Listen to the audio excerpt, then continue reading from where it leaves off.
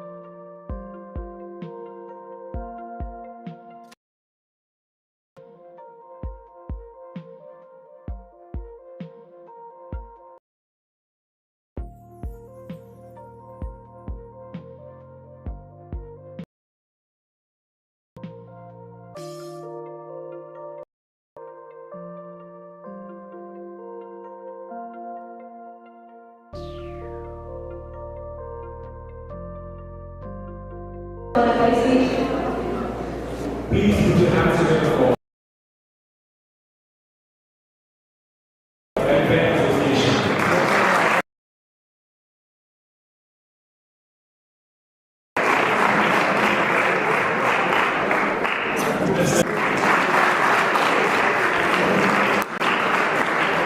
Dr. P.K. Jaiswal, Advisor, FSSA Academic Officers, Welfare Association.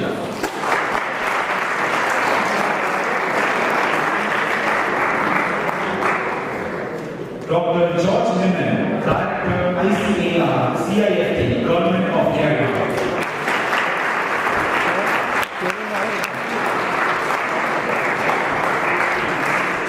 Ms. Anupama Anandu, IRS, Chief Commissioner, Government of India.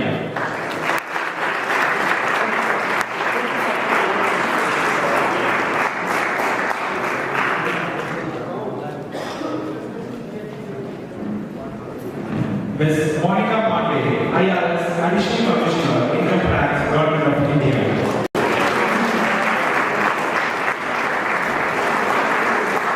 Mr. George Chaco, Principal, Monarch Indian College. Ms. Anne Maria Joe.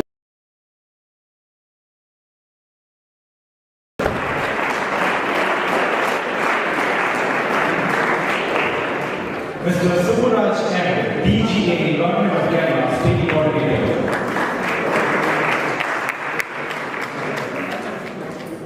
Seeing all these experts on one stage, I feel like we have just secured the most high-tech insurance policy for our new place tonight. Before we discuss the science of food, let us invoke the light of wisdom, giving us all step forward for the lighting of the lamp. As the light will take place,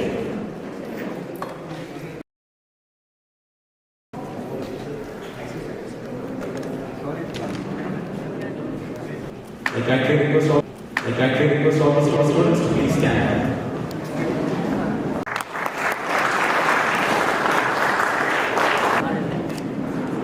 Sir, please. On the stage to sing the prayer song.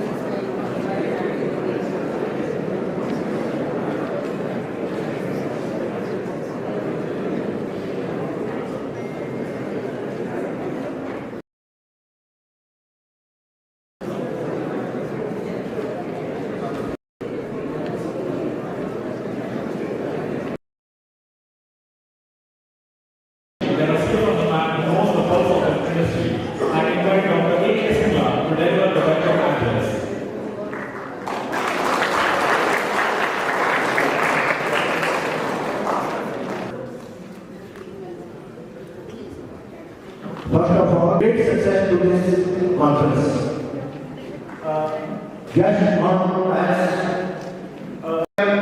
scientists, university representatives, members of the media, FSA Medical Officers Association, say FDOWA, New Delhi, and express research on food safety sector in the country. Public health, consumer confidence, and sustainable economic and for customers. This conference has been thoughtfully designed by non-profits, destroying environment, challenging issues, while strengthening. I take this opportunity and thanks to the Murad Metropolis for the emerging challenges, regulatory perspectives, innovations, hygiene and sanitation, food testing, enforcement strategies, and of the food value chain. I am pretty sure and fully confident that the discussions and recommendations emerging from this conference will contribute meaningfully to strengthen India's food safety ecosystem. I also extend a special welcome to our media friends whose role in creating awareness and disseminating accurate information on food safety system is very valuable. Once again, I extend warmly gratitude to all the distinguished delegates and other guests and wish the conference a great success. May our collective efforts lead to production and production of several to public making that Following that, we have A regulatory body under government affairs. we have A regulatory body under government affairs. Respected our members,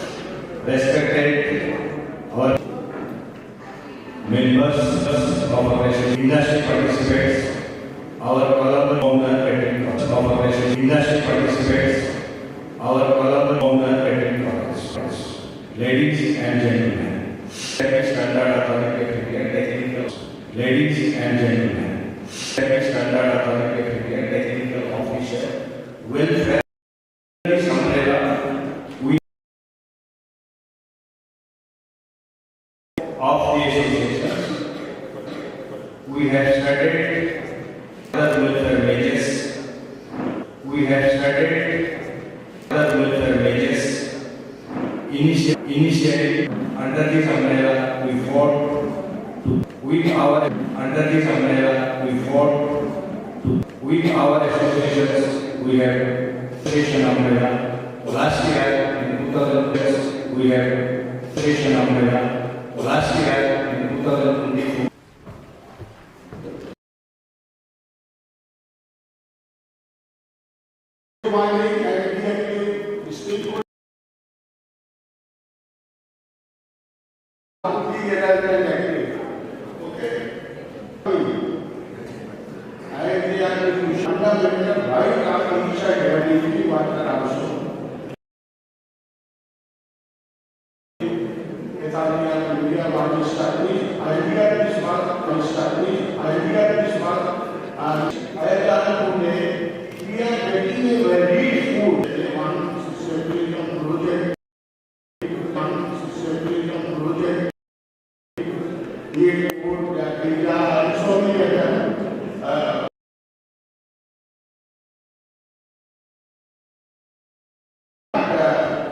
Very healthy also. So one has to be very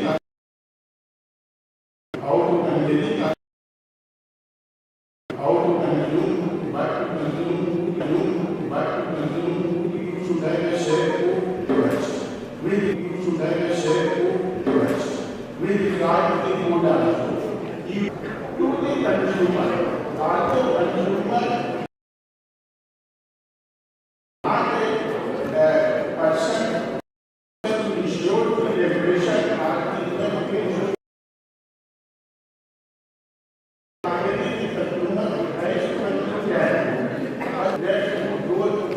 purchased are within the expiry period, when is the expiry period, should not actually go want the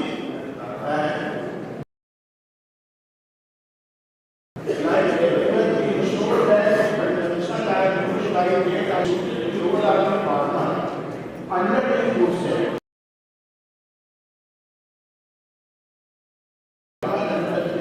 And we got the food safety. But the food is direct from the everyone.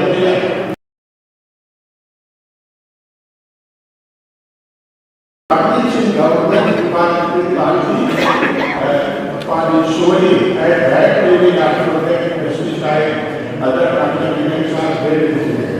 So many stakeholders are there, maybe won't change, so many persons are there. This association has an objective also decided that so many other one to just create awareness among consumers, different stakeholders, students and other also. So this purpose, this seminar has been organized. I am sure that there will be well understanding and proper discussion so that we can come out with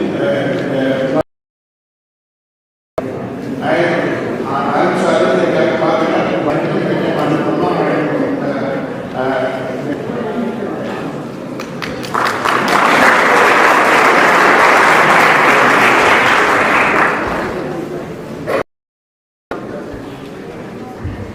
We also have the pleasure of hearing from Ms. Anupama Anand, IAS Chief Commissioner Government of India. Ma'am, we will love for you to share a few words and perhaps inspire the many women leaders of this group.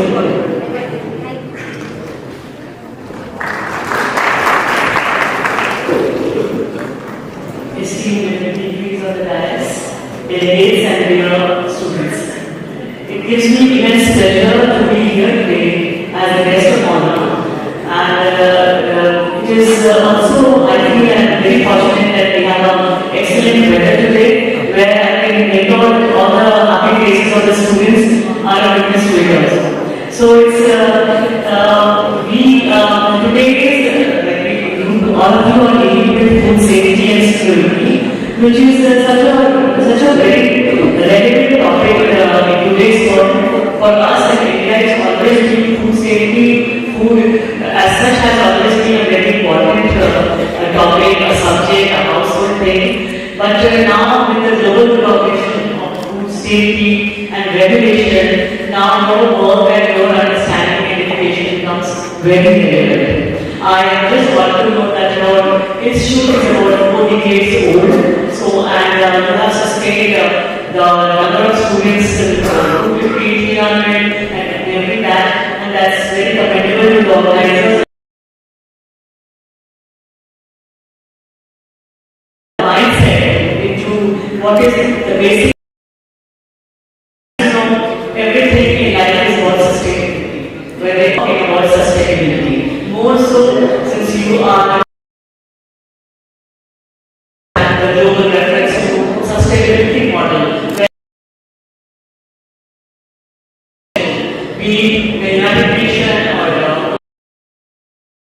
we are talking about sustainability, and what better is safe and secure, because ultimately life is all about where we keep on understanding education, you are getting to understand it day by day, you will understand it much better when you qualify from here.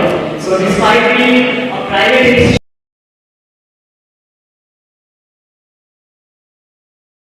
initiatives, and you also make a global presence. So that is, I am just gratitude to the faculty who has been abroad and who has also spent some 3-4 years also propagating India's vision and at the same time imbibing the global vision, which is extremely commendable. I would urge each and every student to religiously study and work very hard, because ultimately you are going to be winners. Regulation which is there, which is part of your discussion today, I see that you will have to pay attention to it. I have myself worked with regulatory institutions, and I know that we are talking about food and everything, safety, all that, and I wish you all best of wishes to ensure that you bring up the girls to your institution. You make a global presence. You also take India's name forward. We are part of government, but you as private individuals can also support the government with your hard work and initiative. So thank you so much. Thanks so much.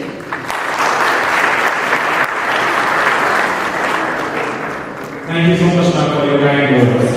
Now, I would like to invite Ms. Monica Pandey, IRS Assistant Commissioner, Government of India, to share her insights about this. Thank you.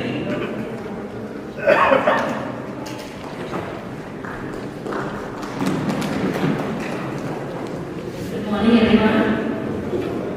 In the food profession, a single unsafe decision can do years of skill, reputation, and trust.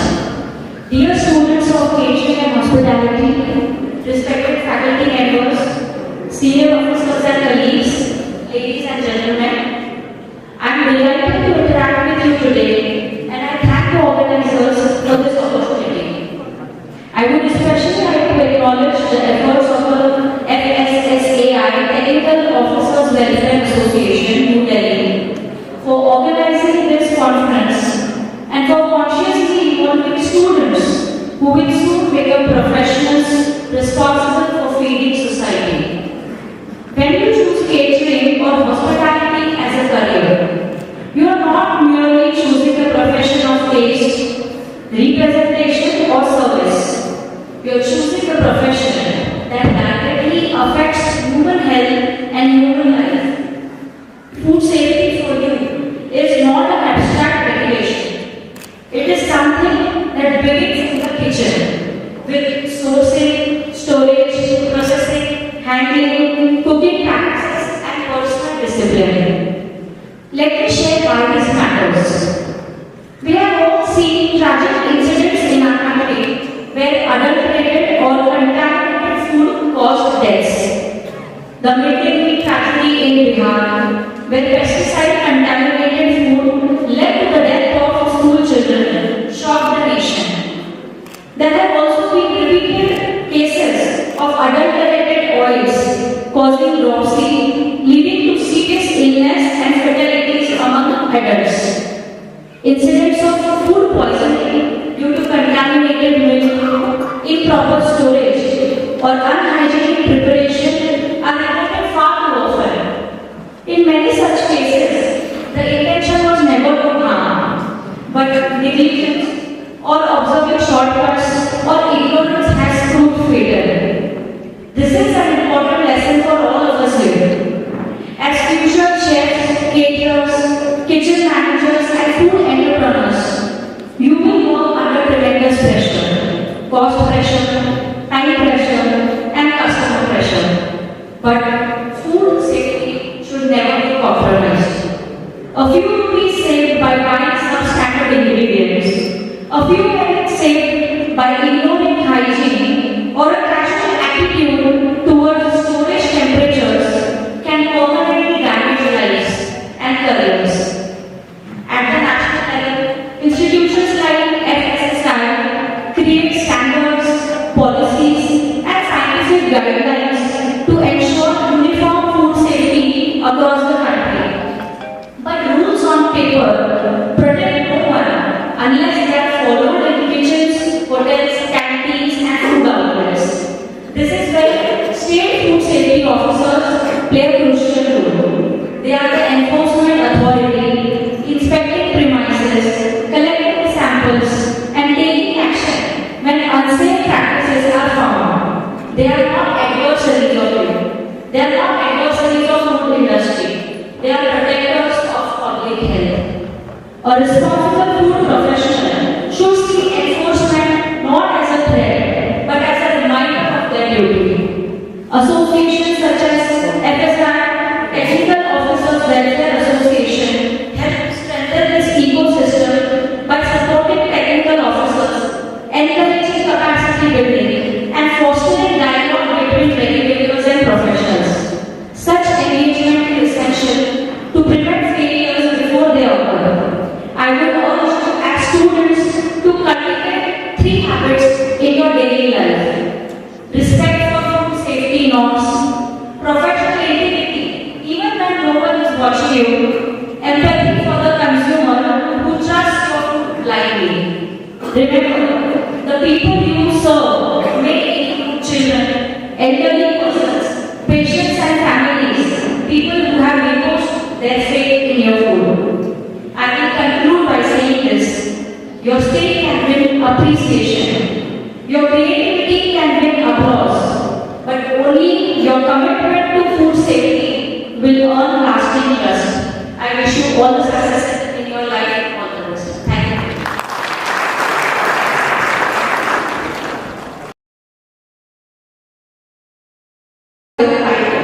I would like to call Mr. Baiju, Assistant Commissioner, Food Safety, Government of Kerala, to share his thoughtful vision with us.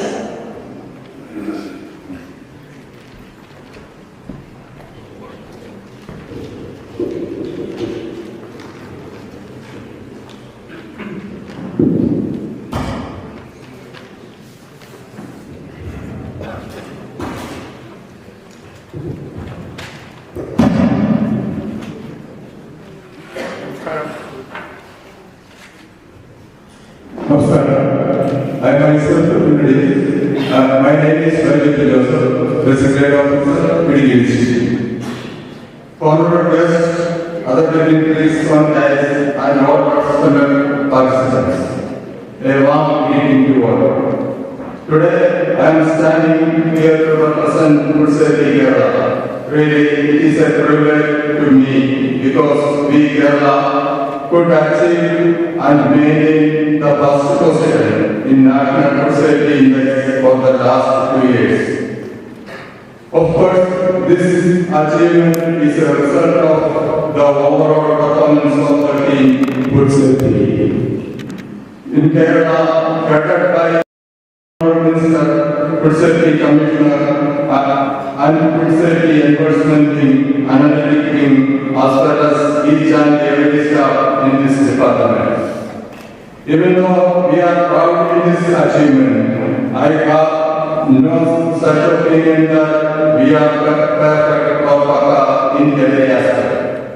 Of course, there are a lot of improvements we have to attain. Even the and assessments help a lot to lead us in the right path towards the safe food. Compared with all other states in India, the land area of Kerala is only 2% below the nation. It is a difficult to ensure safe food to all its citizens. But the proper education and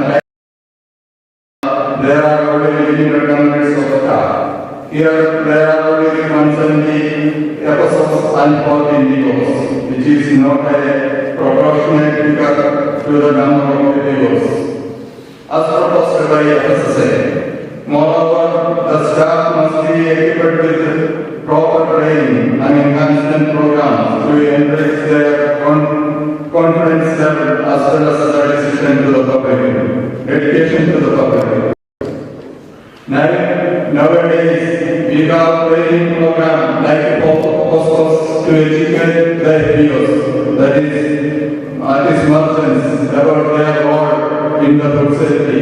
Their attitudes have changed a lot comparing with the former situation. Now they are ready to implement all positive directions given to them.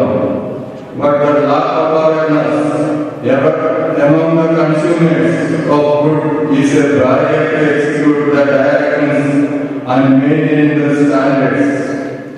For example, in Kerala, bakery FPOs decided to avoid the usage of artificial color in bakery products. The decline of their business. I mentioned of creating public awareness. We have and modern media to generate a mass awareness. in Kerala is the food safety on wheels. On now it came for 10 mobile labs, which is issued to detect preliminary food safety. Is the authority to implement the food safety act. Today, this national conference on food safety ecosystem 2022, our goal of creating public. Friends, food safety welfare association. Let's start with my address that I have already started.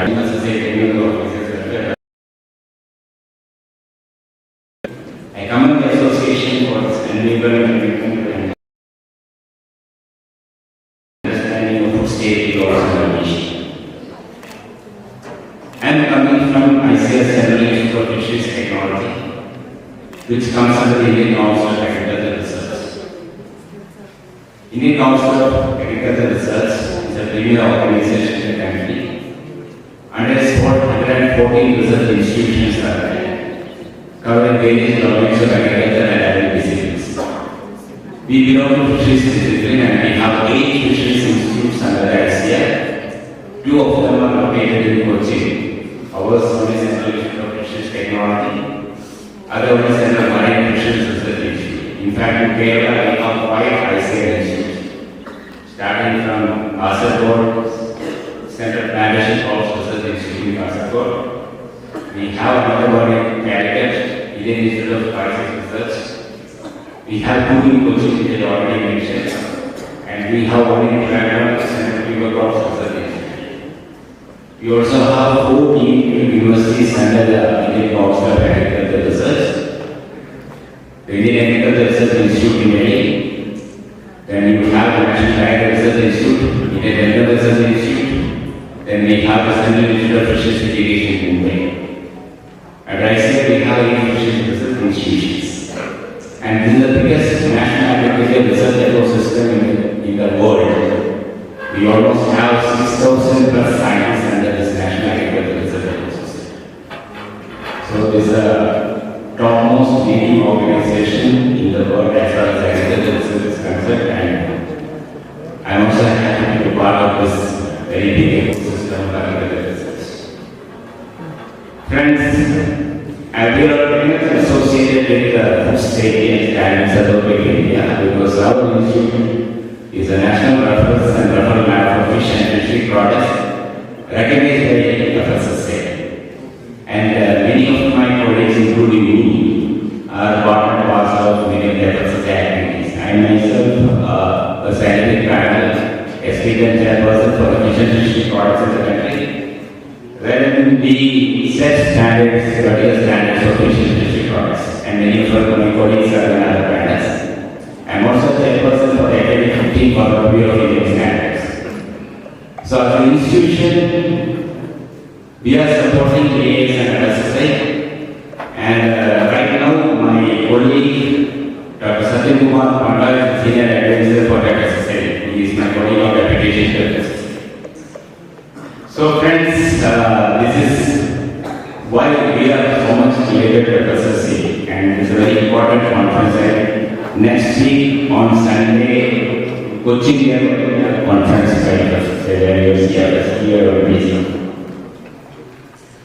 India's food safety ecosystem is a multi-layered structure that the Food Safety Standards Authority of India established in the FSSAI Act 2006, consolidating the order laws to regulate standards, licensing and enforcement supported by the state authorities in evolving with digital tools like food safety and app for consumer feedback, aiming for transparency and collective responsibility through initiatives like the State Food Safety Index to improve the overall safety.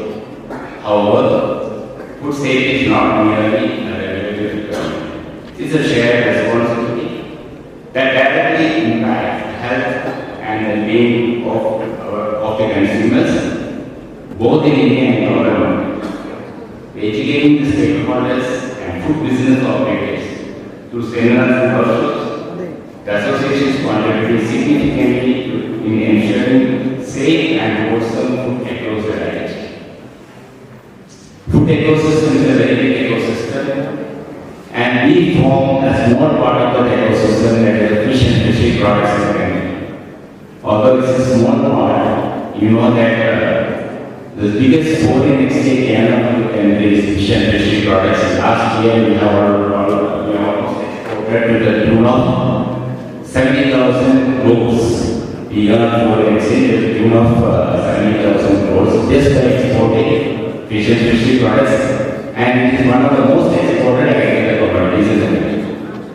And ICS Central Institute of Fisheries Technology is a premier national research institution under the Indian Council of Agricultural Research, Ministry of Agriculture and Farmers Welfare, Government of India. The institute is headquartered in Cochin with 3 research centers in Bangalore, Mumbai, Gujarat, Mumbai and Visakhapatnam. We have a total strength of 250 personnel, which includes scientific, technical and administrative categories. The institute vision is to facilitate sustainable harvesting and total utilization of fishery resources through innovations in harvest and post-harvest technology. And its mission is to ensure responsible harvesting of fishery resources through eco-friendly, energy-efficient economical means, ensure total utilization of the harvested fish through appropriate processing, valuation, packaging and waste utilization, ensure food safety and nutrition security to the consumers, and minimize carbon and water footprint per unit volume and ensure equitable benefits to stakeholders across the value. So that is our mission, in which the food safety is already embedded in our mission. ICRC active labs are accredited as ISO 17025 enabled in the field of chemical, mechanical and biological testing since the year 2005. The total recommended scope for accreditation for testing in our labs is 4,716 parameters, which includes testing of 4,350 chemical parameters, 340 biological parameters and 18 mechanical parameters. So all our 6 labs in our institute are NABL accredited labs, and 20 plus of the scientists are NABL auditors. We conduct regular and auditing program for the FSSAI technical officers in our institute. I think many of the FSSAI technical officers who are attending this program have at least comes once to CIT coaching lab for their training. So we are having a major role in CIT's role as a food safety compliance in the country. As I already mentioned, with the National Health Lab, and we also negative the lab and accreditation across various matters such as fish and fish products, fish oil, meat, poultry and egg products. The lab offers preferred testing services to FSSAI and other government agencies for imported as well as domestic samples. One of the key roles as a FSSAI lab. As one of the major roles, research and capacity development as a reference need-based analytical methods, quantitative projects and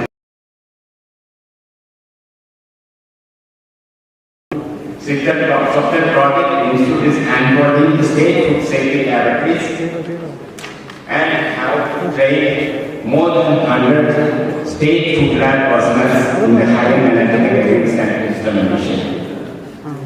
The institute has also a lot of role in bringing out the food revolution, export growth and environment raising in the fishery sector. We are also involved in developing a traceability framework for the fish value chain in the country along with the Ministry of Fisheries. We are also develop traceability requirements for the country, and we also do a lot of analysis. Some of the key analysis we do is the analysis of marine biotoxins. It's an important public health issue, and this institute is the only institute which provides testing services under the NABL accredited scope. We also provide testing services for the seafood authenticity. You know that the food authenticity is a major issue, apart from quality. And we face a lot of this problem in fish and fish products. The classic case is those people from Kerala, you know, Our state fish, we have a very premium fish that's a bird spot. Malawi is called Caribbean. It's a very premium fish. But bird spot is easily used by another fish, that is tilapia. So tilapia is a cheaper version, and even in Kerala, some of the hotels are practicing this thing that serving tilapia instead of bird spot. A person who comes from outside Kerala, who doesn't know about fish, can easily be viewed by this particular fish. If it is particularly if it is fried as normally tilapia, understandably you are an avid fish eater, just like me. I can very well understand the difference between. But food as a recipe, that's one single example from various concern. So species, and that is also the export requirement for many countries. We provide this service exclusively for the processing industry. We work in close lines processing industry around the country for all these services. Again, you must have, however, there are recently a lot of cases of confiscation of a particular product of ambergris. Ambergris is a product from whale. The whale secretes this product. Actually, it is a waste of the whale body, and this is supposed to have a lot of properties, many properties, and per gram of ambergris costs you thousands of dollars. So, ambergris is banned for official trade in the country. But we get a lot of samples and normally customs people they confiscate the samples and send it for testing, and we authenticate the samples because most of these cases filed by customs and authorities because it is a confiscated good. So we also provide the test for this samples. So these are few examples where the institute is training. Just to inform you about the robots which the institute is training in association with the FSSI and the importance of this institute in this context of your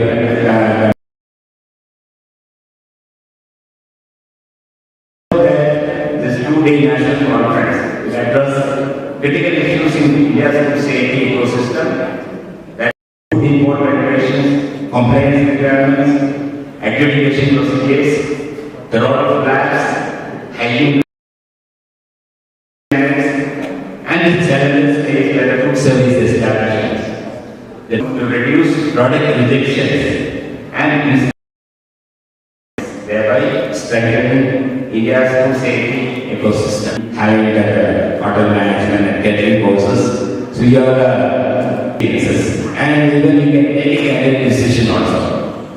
Dear students, you are not of caring member for many interview panels, many boards, but we find a depth of qualified technical personnel in this food safety department. So this also gives you a career option. Think about that.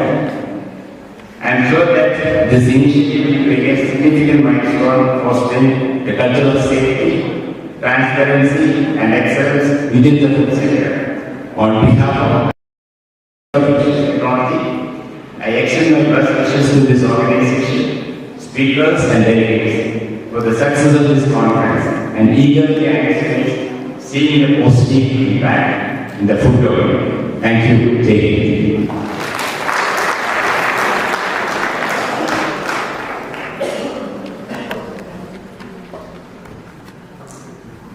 Now, I request Dr. Umesh Kamble to lead us in the release of the souvenirs. There's something special about a souvenir. It's the only thing you take home from a conference that doesn't have calories. Please, sir.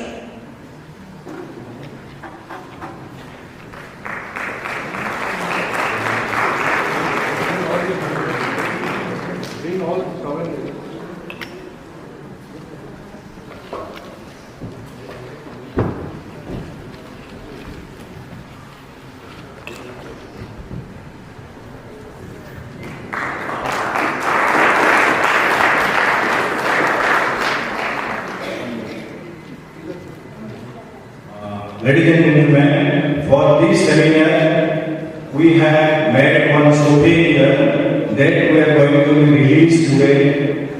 And this, after this, there will be a tea break. Then after that, the technical sessions will start. I request everybody to be patient.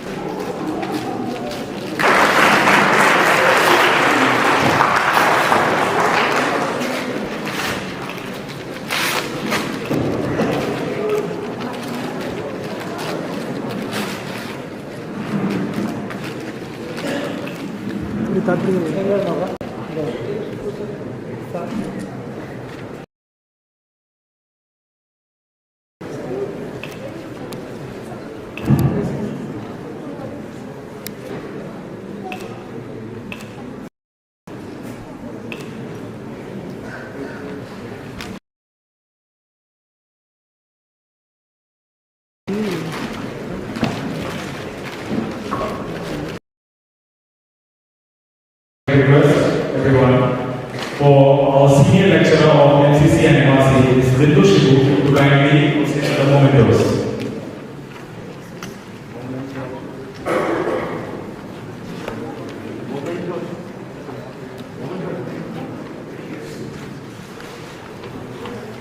Dr. A.K. Sigma.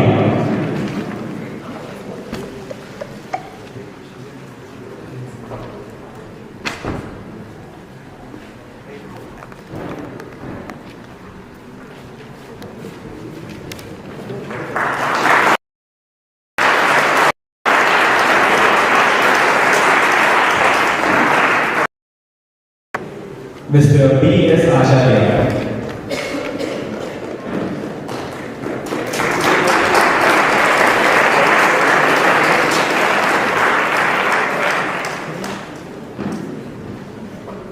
Dr. P.K. Jaiswal.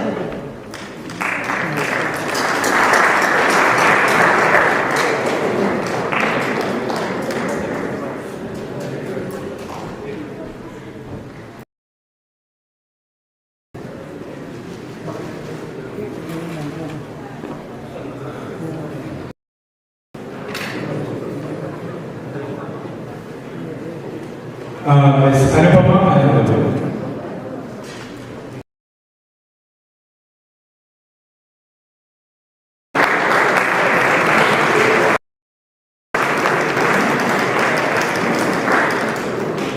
Dr. Prem Kumar Jaiswal.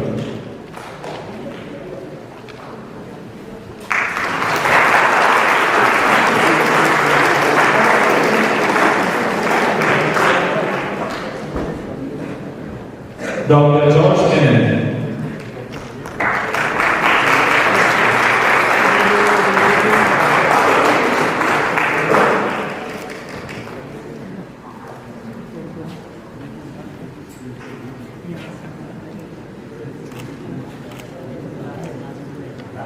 Ms. Monica Pandey.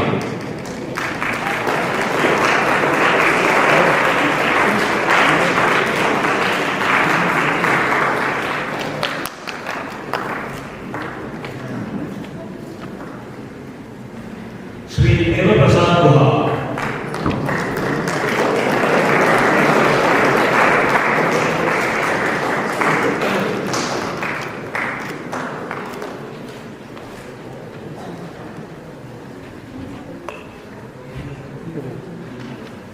Mr. John Chapo.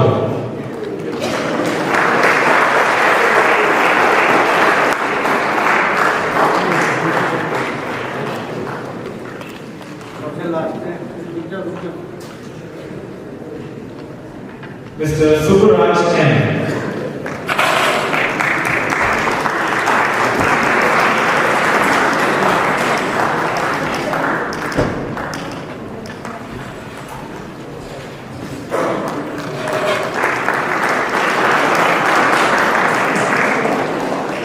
Dr. Umesh Kamble.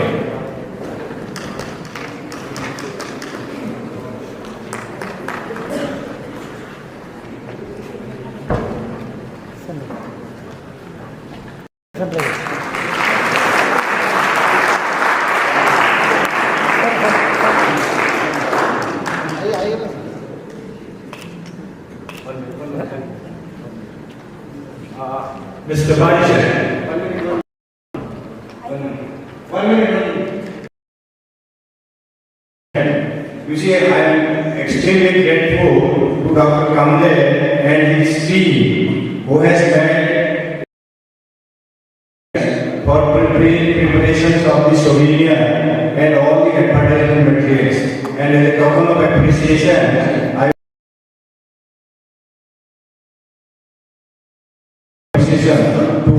to Dr. Kamle and his team.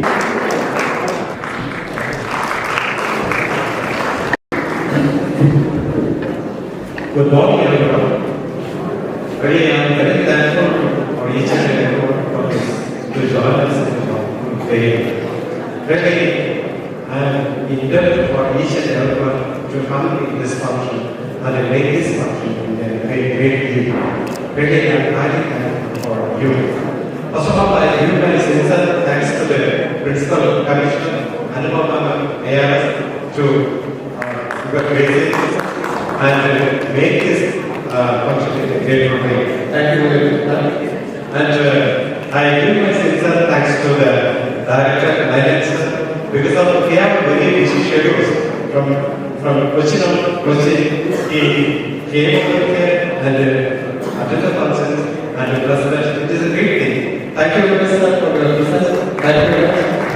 And I give my sincere thanks to Monica Pandey. Because of they took a lot of efforts. Even they have arranged a very small method. They adjust everything and they are very comfortable, so nice. And thankful for Monica Pandey, Assistant Governor of Asia. Thank you, ma'am. And I give my sincere thanks to the President and Secretary and then our advisors of Jason and Angela sir and then everyone in this Senate and Standards Authority of India Technical Officers People Association. They did a great job. When we visit these officers, they came 3 days before and they are continuously working to make this function as a great success. Thank you very much, sir. And moreover, I give my sincere thanks to the sponsors. Without them, we cannot make this function a great one. I give my sincere thanks to each and everyone. AVT, Pepsi, BD, and Chico, even a lot of officers also came that Sinsar is also there and his family. And I give my sincere thanks to him and I give Chico and then what it is called, Vodka, India, and the Parent Group, then the Future Group, Gamas, Chirag Group, and Chico, Lams, and the JJ, each and everyone. They are coming from different parts of India to Kolkata and all other areas. They have a busy schedule, they know that, but they take care and make this function a very great thing. Really, on behalf of Food Safety and Authority of India, Technical Officers and Association, I give my sincere thanks to each and everyone, especially the college authorities, because of they work with us. They brought the students and please join with us for all that things. And my special thanks to this ADHD officer and what it is called that speakers and the delegates and the participants and the registration desk and all the committee members. I give my sincere thanks to each and everyone on behalf of Warsaw. Thank you very much. Thanks. All the best. Please stay.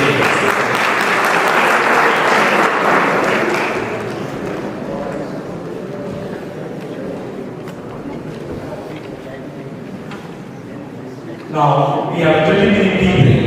For the students, we will have rearranged the gap 360 degree, and for the respective dignitaries present here, we have a tea break by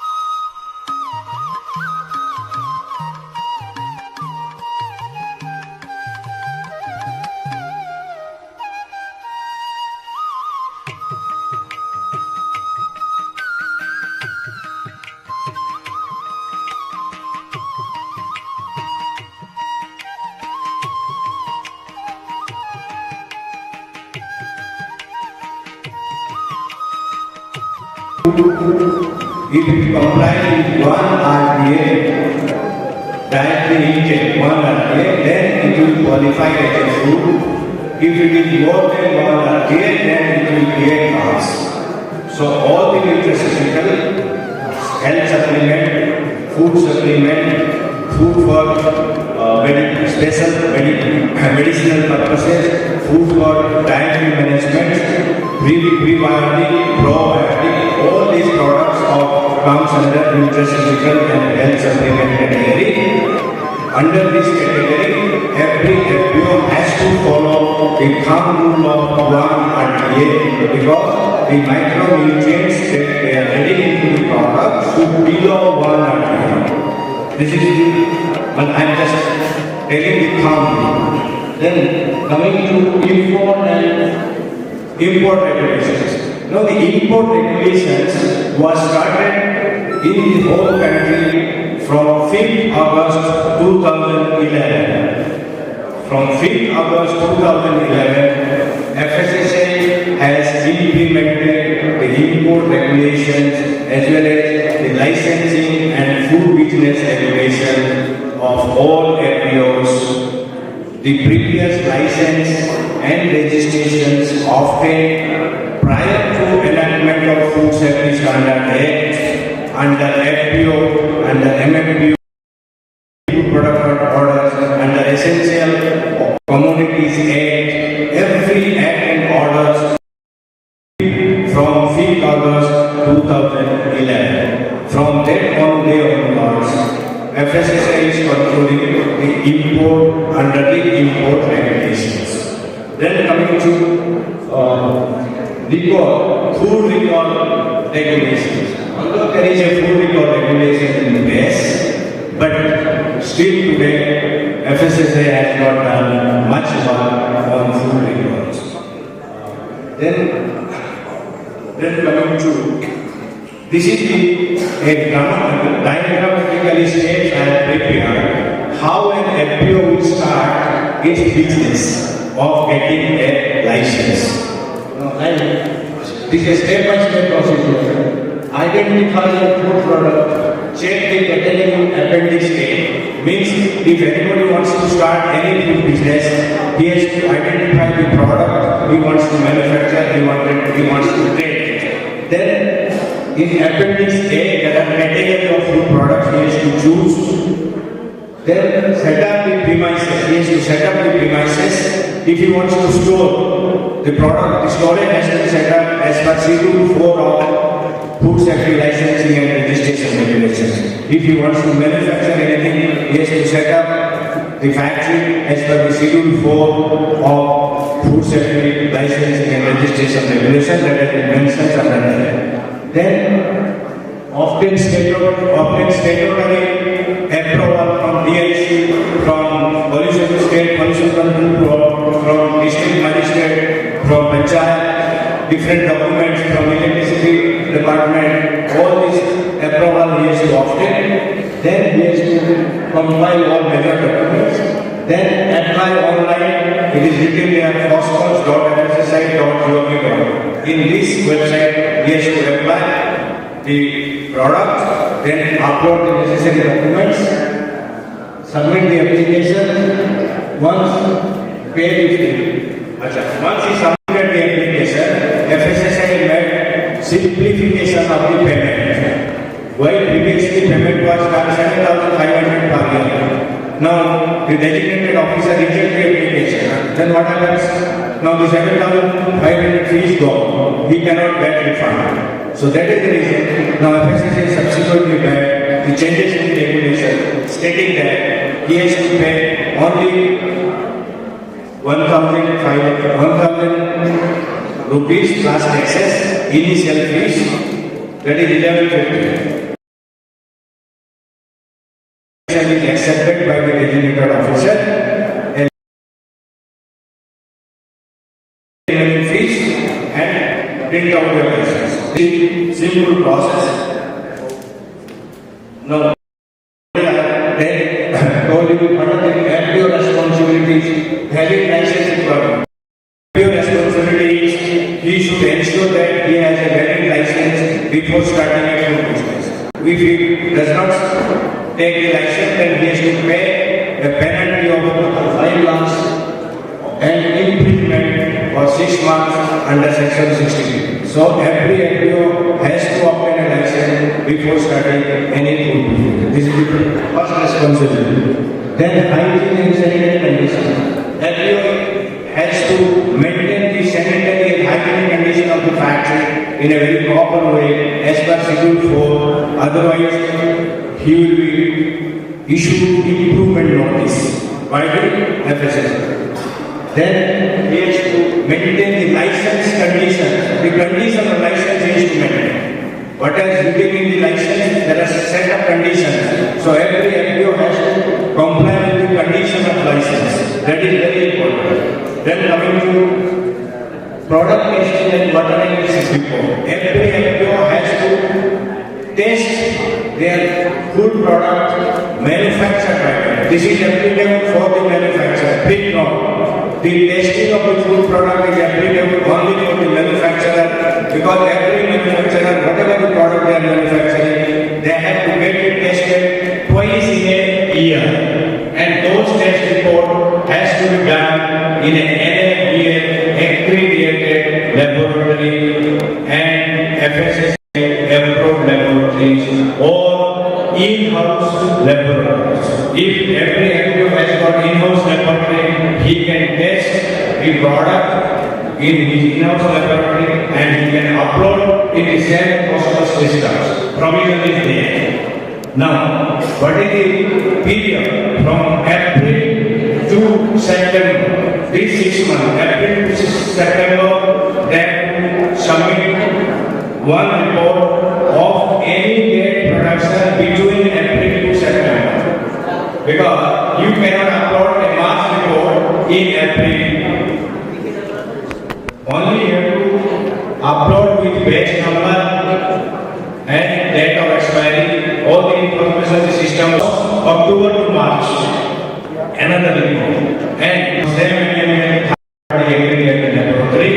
Once in a year, hygiene, sanitation record, at the time of visit. And that is product rejections. If a product may be returned due to manufacturing defect, so those rejected product they have to upload the rejected reports in the same hospital. This has been made operationalized from April 2025. So this is the fourth quarter is running. So every manufacturer they have to upload reports. And another thing, every manufacturer they have to submit annual returns, and every importer they have to submit an annual return every year before 31st May. Before 31st May of every year they have to submit the productions and import returns data in the first quarter. 100 rupees per day penalty will be made of 37,500 per year. If you default in uploading the production and sales, penalty of 37,500 will be levied on you and your renewal will not be processed.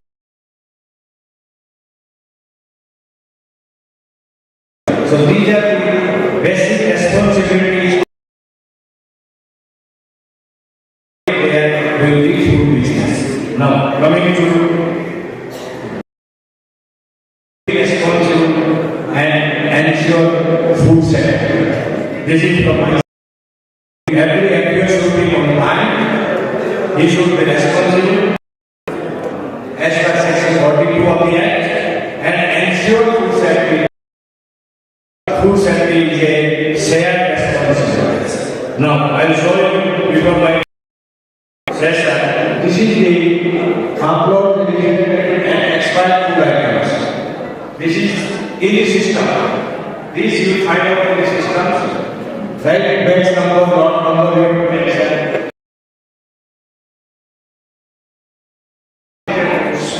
then region protection. Once it is rejected, what you do about that, how you destroy it. So those information you have to provide in quarterly basis in the phosphorus system. So I find it is very important for every manufacturer and importer to follow it. Then coming to, this is another vendor details. Net suppose you have purchased anything that is rejected. Now you have to send it to the vendors. Then the vendor details his pen number and his mobile number and all the information FSSAI want to capture it to track your operations.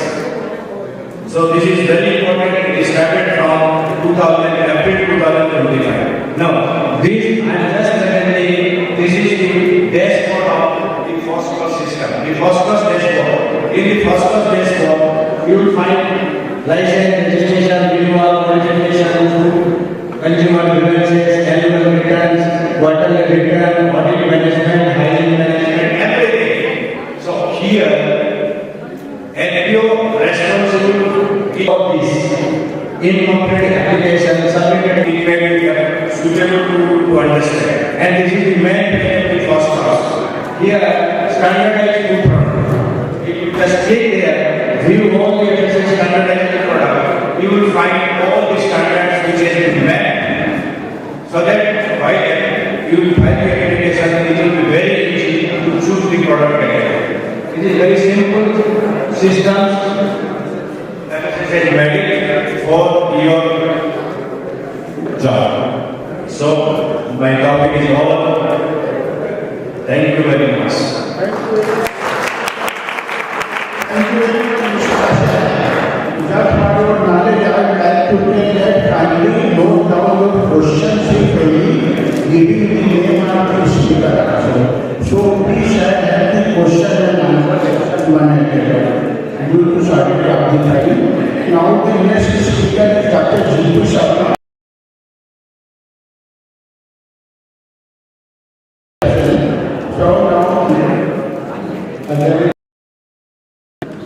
Now next speaker is Manisha Bhumi, Dr. Jaswant.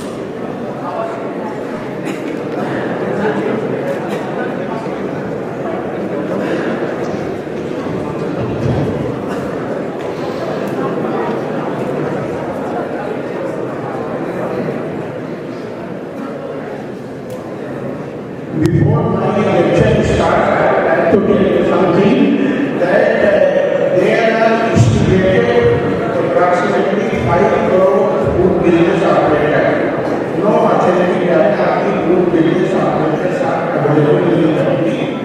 So approximately 5 crore food business operators are there, and surprisingly, only licensees are approximately 1 crore. And that further there are 2 or 3 types of licensing: central licensing, state licensing, and registration. And surprisingly, only 40 to 44% licenses are active licenses.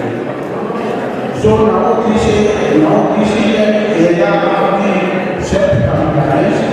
So far as instructions are concerned, very minor instructions have been carried out.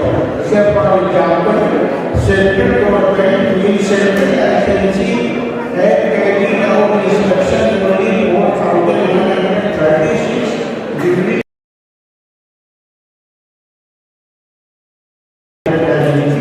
and whereas total lifted by the food safety officer, only 20 to 25% are in the standard. answer. I will now as I start the lecture on adjudication and prosecution. Wherever there is the compliance are the food samples collected by the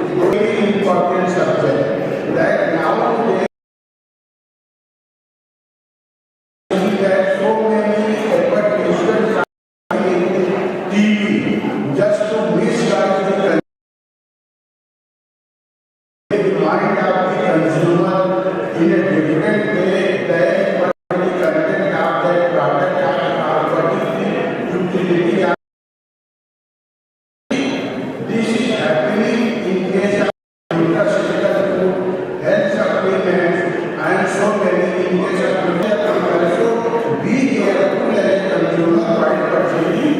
any product, you must read the label properly, then only you should go in product. Now the enforcement procedure. Enforcement of any product, those samples are sent for samples. Then if he is not notified authority of that particular area, the rest of the area is sent by the food safety officer is not conforming to this, we affiliate the authority are retested.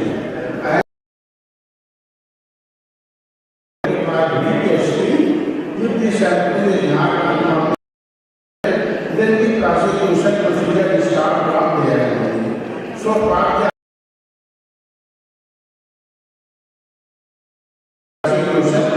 the sanction of the competent authority has to be taken. And now who is competent authority? Who is granting non-conformance and service competent authority to give the sanction to the food safety officer to take out the sanction. So this may be noted. Either food safety commissioner or the designated officer, any other officer, that you do this job, only a management. And in the meeting of the investigation of the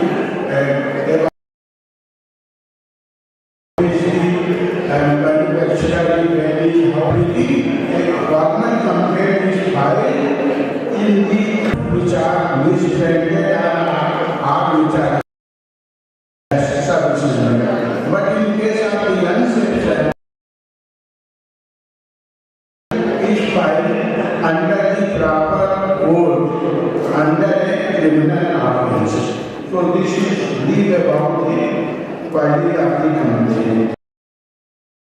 Sampling, role of the inspection, investigation, sampling, filing of the complaint, whereas the role of the board is to carry out the analysis of the sample and the role is to scrutinize or regard the sample, whatever the and role of the food safety commissioner into the consent. As soon as the sample is declared one time that you can upload officer is communicated to the food business operator and either for launching prosecution. Prosecution is down under section where in case of the affiliate sample is laid down, but this has been observed that the so food safety commissioner has to decide the special court not established, has to decide the special court not established, then our prosecution and our will be concentrated and the proper format, our prosecution and our will be concentrated and the proper format. So these are the procedures I have already explained under the new way. So the general rule can be able with us. Now these are the offences. Selling food not of nature, quality, etc. Fine up to 5 lakhs rupees. Fine up to 25 lakhs to 1,000 are under registration. There are over 2 business operators. Just like you have a fine, 1 lakh penalty for failure to comply with the FSO Part 0 instruction, 2 lakhs rupees. Then penalty for unhygienic and sanitary condition, 1 lakh. Unhygienic condition means suppose you are going to some street food vendor and if the utensils are not properly cleaned and everything, and then his personal hygiene is very poor, in that case 1 lakh rupees fine is there. And then grievous non-injury 3 months. Now we are coming to unsafe food. In unsafe food, there is imprisonment compulsory. What is unsafe food? Suppose and those are beyond permissible limit, then and this is not treated as unsafe. Previous injuries, years plus 5 lakhs of death, 7 years to life in. So these are the punishment. Then punishment is indicated and kept in the safe custody. Punishment is indicated and kept in the safe custody. After the introduce a system of automatic renewal of the license, automatic generation of the license in case of modification of the salary, and then in case of registration also criminal, and then in case of registration also criminal action, but not indicated how many samples lie the information of the original where to the original where to the and this was under the regime of second orders. And this was under the regime of second orders. The years after now this enhanced legal capacity. I find that a food safety officer who is really a technical man, we cannot expect him to be having a knowledge of the legal and prosecution and knowledge. He is filing the complaint, he is fighting the case himself only. So this is the condition that this prosecution system must be supported with competent legal procedure to increase the success of the case. Then vendor evaluation of the service tender is pending unsafe. Till now there has been no properly scientific collection of the sampling. This is only a random collection of the sampling on the basis of which we have used to a conclusion that the sample percentage is 25%. So this is done about it. Thank you very much. Any questions we shall be taking up at 1 minute. Thank you.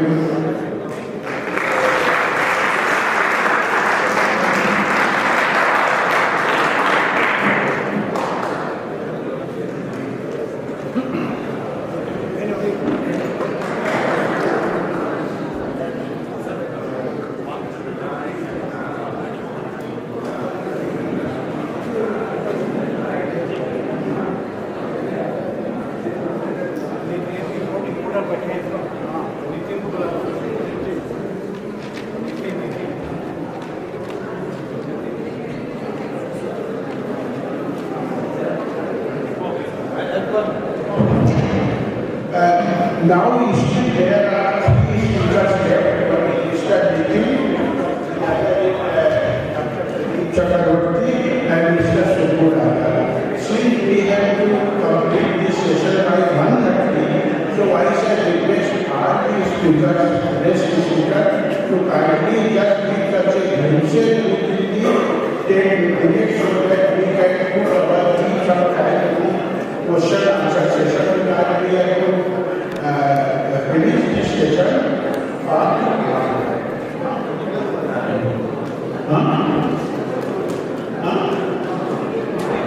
Nitin. Now I request Mr. Nitin to take the member election.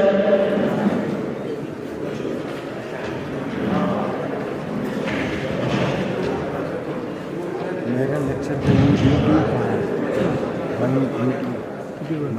The topic of Mr. Nitin is role of custom in food import. This is a very important subject. Now, import of any food sampling is done with the custom people and the food safety authority of India. So, food safety authority of India officer, they are doing their job where the custom has their own role to release sample after getting a proper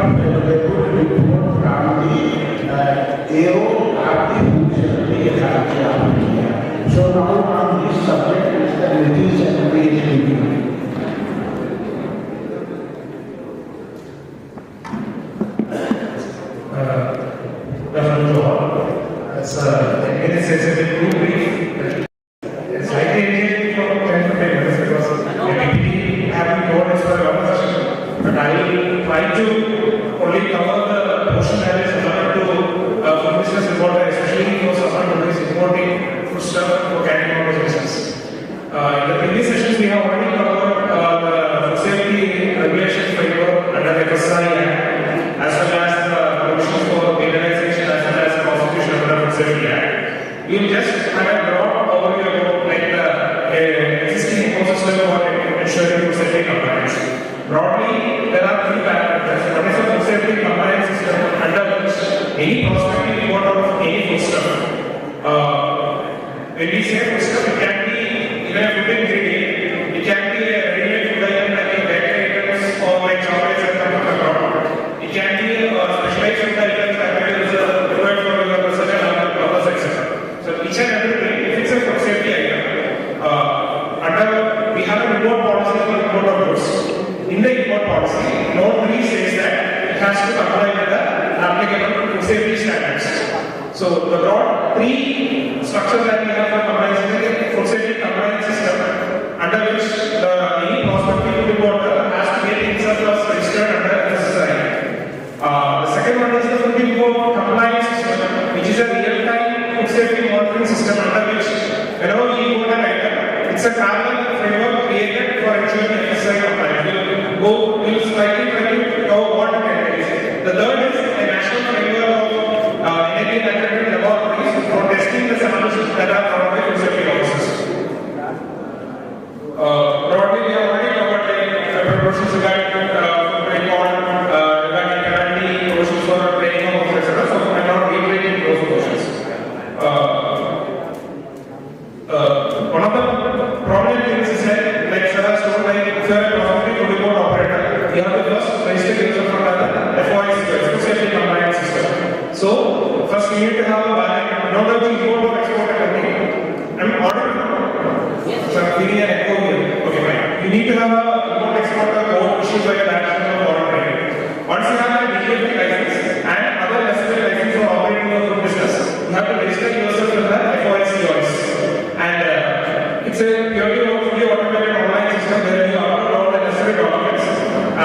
Once you submit the application, if there is no objection within 60 days, it is deemed to be an accepted and you will be issued a license. In certain cases, the food safety authorities have decided to conduct a pre-licensing inspection on your premises. The law also provides provision for that. Once the license is issued to you, it depends upon like you have an applicable license for a time ranging from 1 to 5 years depending upon the type of food item that you are importing. And you have to mandatorily get your license renewed at least 30 days prior to the expiry of your license.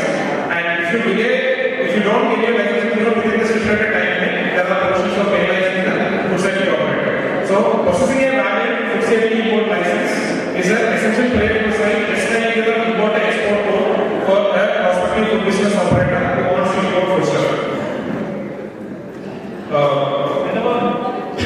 Whenever you want to, just give you a broad outline, whenever you want to import anything, each item you need to find a document called a bill of entry. And bill of entry is a fundamental customs declaration that you make before the customs department saying that I want to import XYZ items. So depending upon the item that is declared in your particular bill of entry, various policy conditions will be attached to it and the system will be automatically redirected into various enforcement authorities. We have a system called risk management system in customs RMS. Based on the profile of the importer, like the previous import that you have made, in many cases have been booked against in the past, etc. Based on that, system will be directed into the concerned regulatory agency. For our discussion today, since we have covered the system, there is something called FIC, Food Import Clearance System. So we have a single window interface for presentation of rate. Whenever I am finding the bill of entry for import of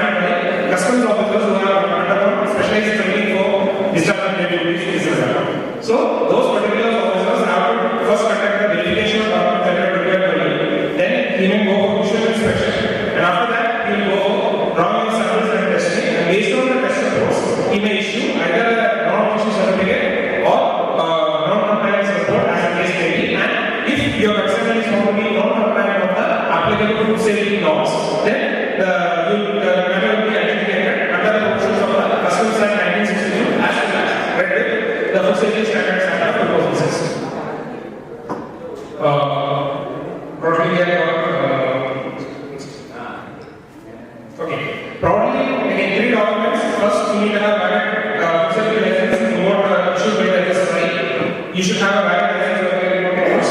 Second, you need to have a valid IEC code issued by the DGFT. And third, if you are importing specialized food items like non-meat food ingredients, etc., then prior approval of the food safety authority has to be taken before import. That is again an exception. It's only for certain categories of goods.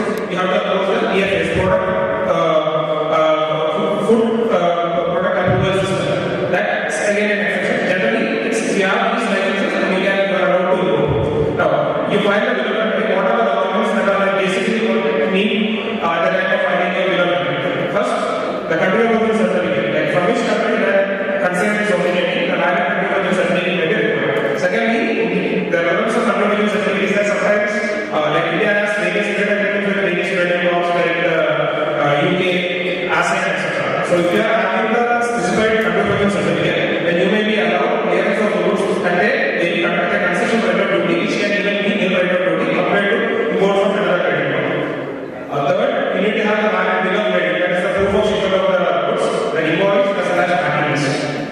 You should also upload the copies of ingredients and ingredient list as well as product line. In customs, when you filing a bill, we have a separate repository. So in that, there is a provision for making all of these, uploading all these documents. Along with that, we need to have the product also should have FSSAI stipulated labeling. Because food safety packaging and labeling regulations are there. If your goods are not compliant with those packaging regulations, even if your food does not pose any hazard, still the cargo would be intercepted and could be adjudicated. In certain food categories like operated food items, etc., you need to produce valid certificate of analysis from ISO 17025 accredited laboratory. In such specified food items like 24 specified crops, you need to produce a certificate from the manufacturer stating that these goods does not contain any genetically modified organisms. In case of fish items, animal products, etc., the valid phytosanitary health certificate from the veterinary authority in the exporting country will be required. There is a provision for provision across also, because sometimes you need to clean goods which have a very short shelf life, less than 7 days. So sometimes you may require very specific storage conditions which may not be available in the customs clearance area. In such cases, there is a provision in the FSSAI regulations as well as applicable board regulations that you can apply for something called the provisional analysis. In this case, after visual inspection, sample will be drawn by the customs officer or the FSSAI officer, and you will be allowed layers of the goods to clear into your warehouse. And once the sample, you are not supposed to sell the goods into the domestic Indian market until the passport comes from the accredited laboratory. If you are paying, then you have to bring back the goods back to customs custody and will be adjudicated. Stuffing is not ready again. If the container contains multiple items, then the stuffing report for each item required to be uploaded and released before customs at the time of filing bill of lading. Now, since 2024, there is another portal that the FSSAI got, it's called Reform Portal. Now, what it entails is that for certain specified categories of products like milk products, meat, poultry, fish, egg powder, infant food and interest materials, in all such cases, the foreign food manufacturing facility needs to register themselves with the FSSAI. So it's not enough that you have FSSAI registration. If you're importing any of these items, your exporter abroad need to also register themselves with the FSSAI. So for that, they have to apply through the food safety agency of the concerned country, like for example, FDA of the United States. Once they apply for that, FSSAI after examining their application, they will issue a unique registration. And based on the unique registration number, which you will have to cite the UR number along with the proof of your registration at the time of filing the bill of lading. Because without the reform order registration, if you bring the first step, again the first step will be liable to adjudication. However, again important is that in case of other items, sometimes policy condition violations, there is provision in customs act to impose a fine and penalty and allow the person to release. But in the case of things like safety, for example, DIA standards or your food safety standards, customs almost always will never allow the food stuff to be released to DEA. Your goods will be impounded, will be confiscated, and penalty will be imposed upon you. So, in regulatory compliance, especially in the time when you import, the more important thing is that you have to time this off the assets, because for each day, like once cargo arrives, within 14 days, if you don't clear the cargo, there will be a elevated detection charge that will be incurred upon your consumption. So, for a prospective business operator, you need to have your documents ready. You need to file the bill of lading even before that. You can file the bill of lading up to 30 days before the clearance of the cargo. So, we need to have all the related documentation applied.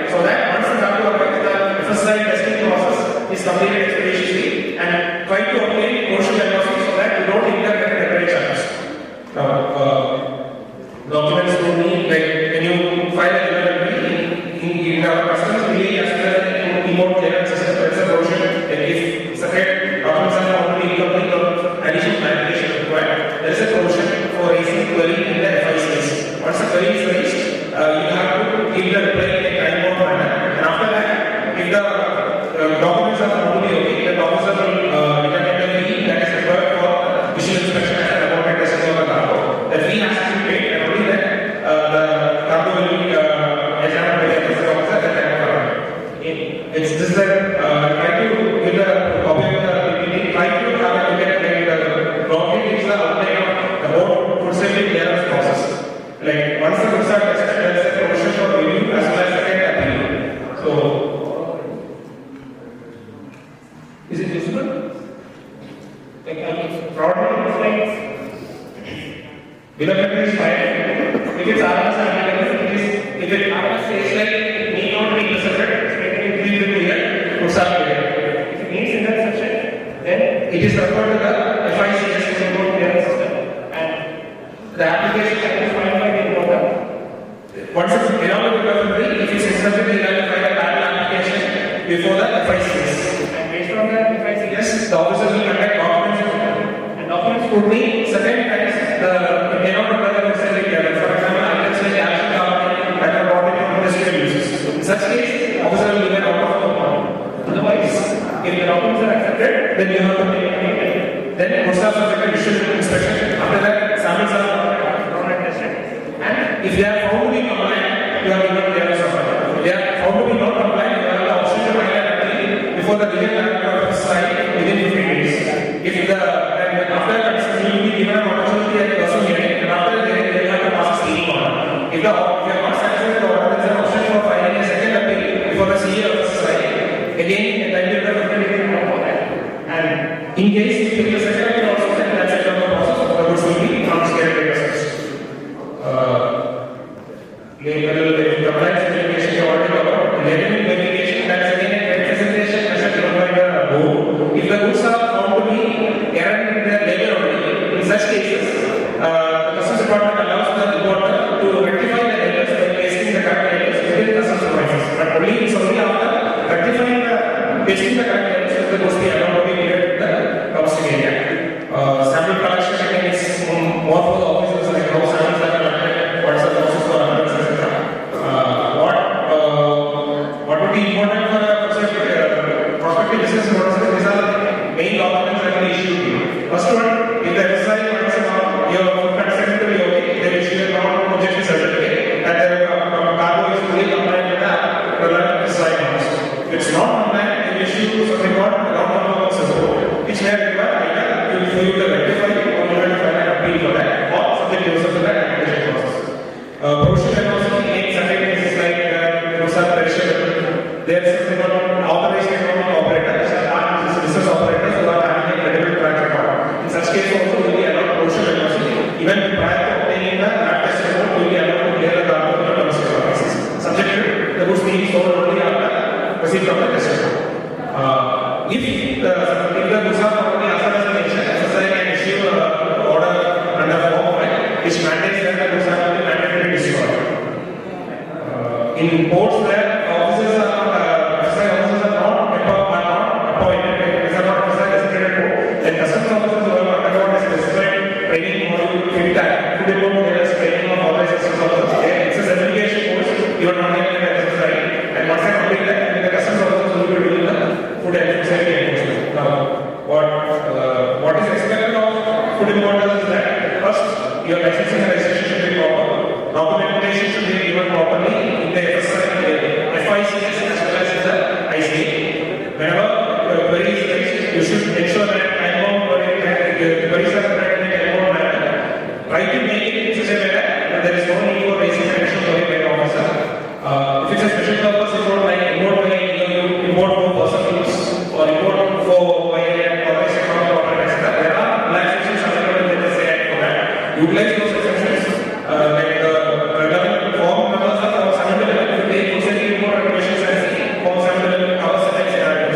So, if you are having a relaxation, always utilize the relaxation so that you may not hold up your customs code. Again, it's an ongoing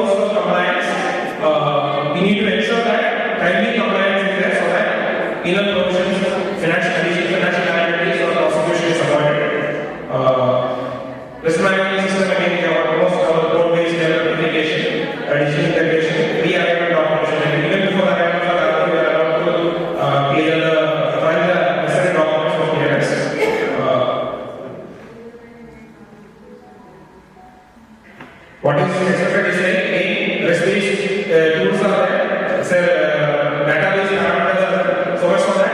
Each and every step of compliance is important. If you may be an importer having a good track record of safety import, but in a situation like one of your cargoes are failed, what happens is that it accrues as a negative data point the next year. So chances are if you have failed one particular concept, then there is a high possibility that your subsequent concepts, especially from the same country, could be intercepted. So treat each concept with the utmost seriousness if you are a prospective importer and make sure that none of your concepts that are being imported are failed by customs or by the customs offices. These are the resources from which I have brought it on my appeal for my activity. We will have various attempts. Thank you very much. Thank you very much for the nice presentation. Now, food report has become a very important subject. So, in continuation of this lecture on food report, I will request Mr. Subbu Rai, who has been AO in West Bengal, Kolkata, and responsible for the import of the food to deliver his staff on food import and export key regulations, key consideration and processes of the environment. Presently, Mr. Subbu Rai is a deputy government analyst with the government of Kerala, posted at the DCDC. So may I request Mr. Subbu Rai to start his presentation.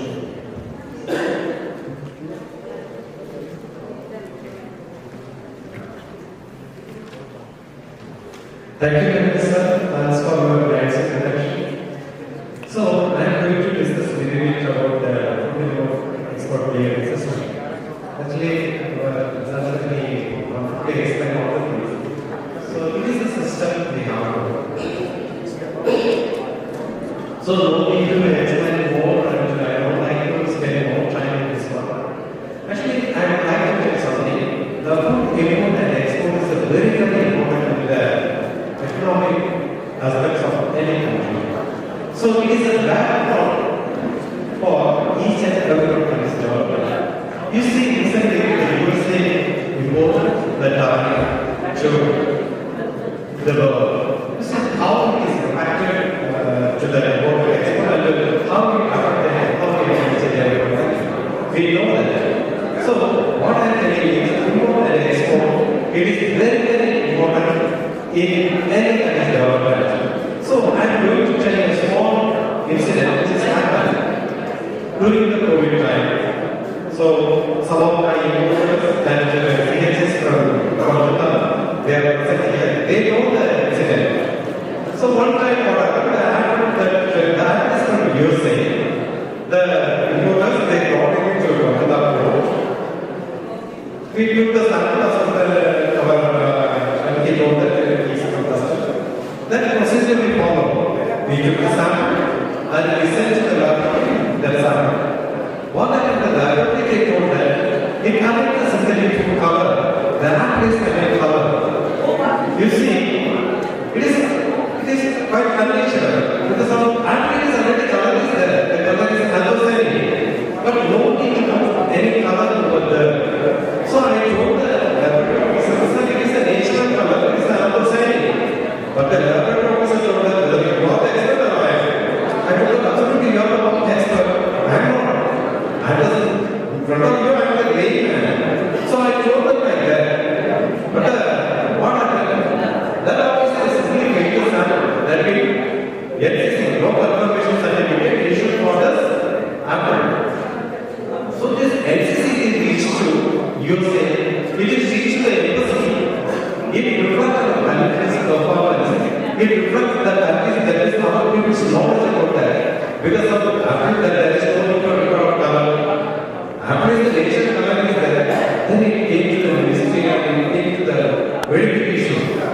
So the ministry of external they have to the cases they have. You have to take this one. So you need to water. I went to the lab. I sent to the library. So the library is the sample. They told that this is a very good, no color. Yet we know that the apple doesn't color. So what I told that the food remote system of food ecosystem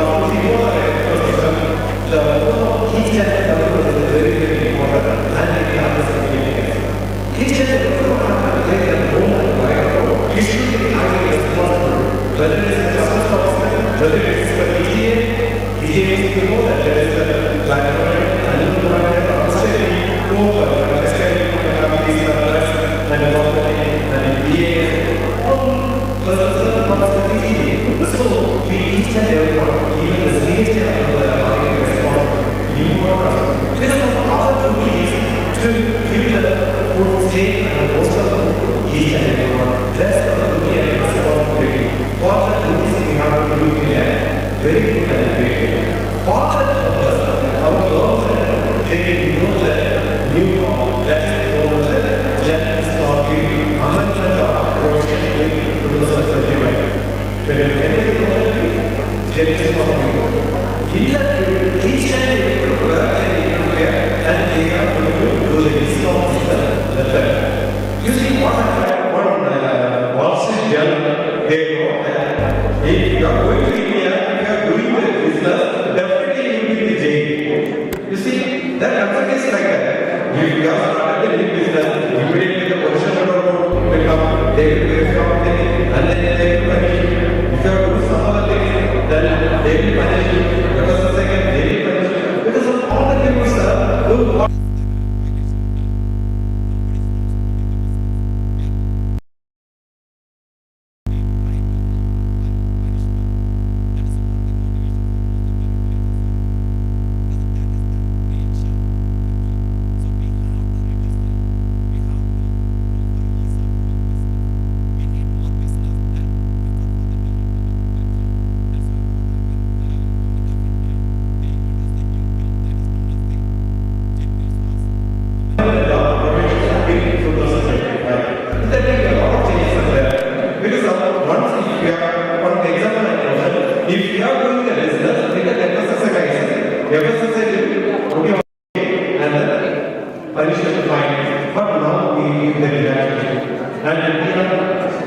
the punishment is directly like that. The same way customs are doing it properly. Here is what happens. If you have 5 systems in ISK, that customs mediation, ISK will be a final system. Again, you have to file the same on the FSSA. Again, you have to file PGA, that is agriculture and animal husbandry. All the banks, they need a separate document. So whether the motor or CHA, they will be running one optimal law, all companies they have to each and every one file. It is a time-consuming and it is a time process. For this purpose, what happened? FSSA, not a custom ISK, they use a single system that is known as a SIP 2.0. You know that one total you have to upload all the documents. That means custom ISK will upload all the documents. From there, each and every one PGs they will access all the data. So from there, they will get us what it is called document. Accordingly, the FSA, they will get the documents like that. The process is also now they use it so some of the process we find because they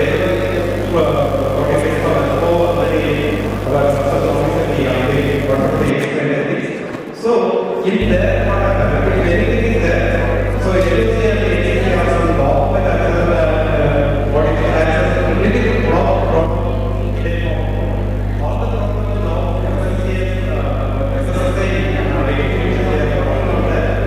so very soon they will verify all the problems, it will be rectified and it will be given as very important. The same is happening in India. We transfer from Ebola to FSD, that is how the system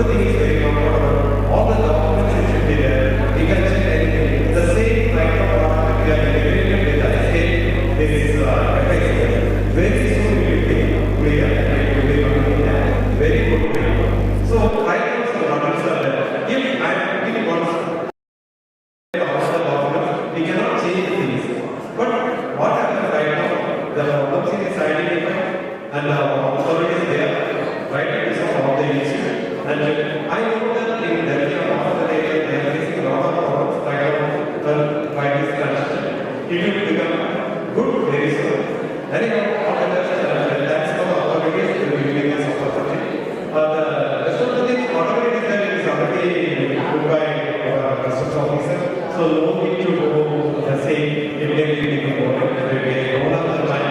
Then you have to for your offer. Thanks for very much. So thank you very much, Mr. This will be the last lecture by Dr. Pradeep Chakrabarti. May I request him that we are left with only 10 to 15 minutes to kindly finish his lecture. And after this lecture, we wanted to have a question answer session. But due to paucity of the time, please keep ready your questions. We are having a panel discussion from 4:15 to 5:15. So we shall take up all the questions during the panel discussion. We have already received 2 questions. Kindly keep your questions ready.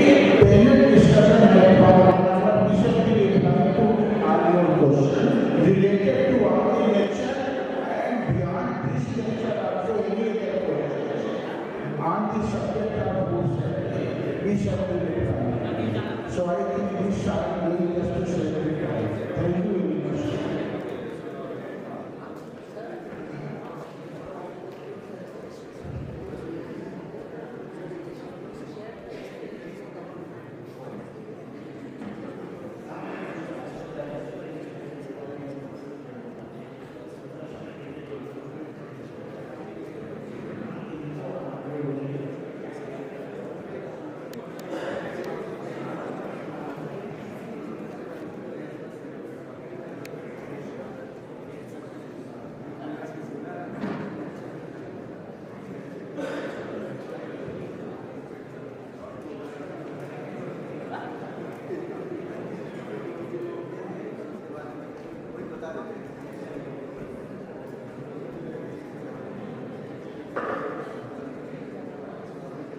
Dr. Pradeep Chakrabarti has been director in FSSAI Delhi and he was dealing with the product approval and the other subject also related. So now he said is studying on nutraceutical food and Ayurveda food. This is a very big education, nutraceutical education in Ayurveda, but he will be simply telling you the brief of Ayurveda and nutraceutical.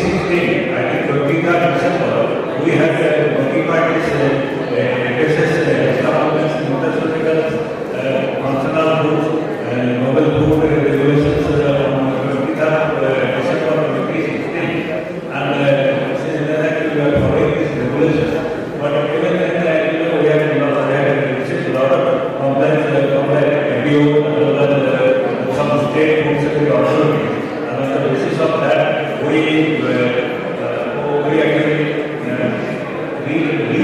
redrafted this regulation, 2016 regulation, and this draft regulation, 2022, was operationalized by the British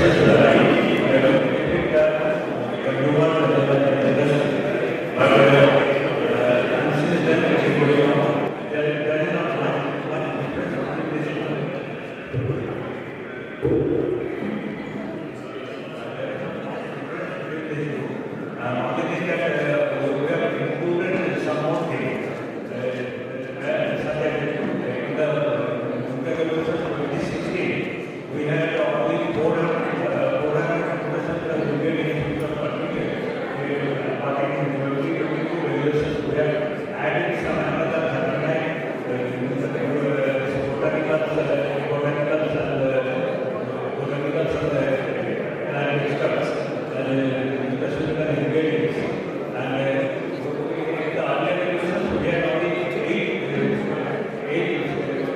8 categories of products. In the new regulations, we have only 4 categories of products. These are health supplements, nutraceuticals, foods for special dietary needs, foods for special dietary, foods for special medical product, prebiotic and probiotic. So these are the categories of products which come under new regulations 2022. But even when it is compromised, it is draft regulation. It has no force of no force behind it, no legal force behind it. So some of the organizations are already gone to the court and they want to scrap this regulation in draft regulation. But now it is broken. So most of the companies actually comply with this. So new regulations and these are all available in our website. Both this regulations and regulations, these are available in our website. New regulations 2022 is dated from 1st April 2022, and this regulations also that is not much different, but we have added some categories of products like food for special dietary use or food for sports persons, which were not there in the earlier regulations. So with this actually, particularly the startups, they can actually take advantage of this sports nutrition products, which is popular over the years. And so these are all available in the nutritional category or website. I request that instead of political your time, you will also go to the website. If you have any question or queries, please ask the question and queries subsequently from my mail, and I will always answer to the user through mail or WhatsApp or whatever. You have my mail also. So this is one thing. And now I shall speak about this Ayurveda. Ayurveda actually Ayurveda is very good. And what is Ayush? Ayush is a different medicine. Ayush products is licensed by the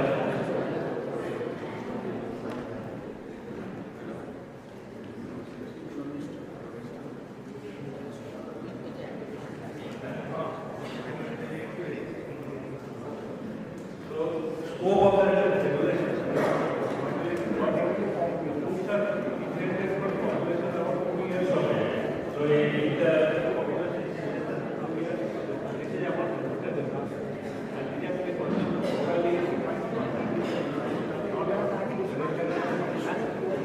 So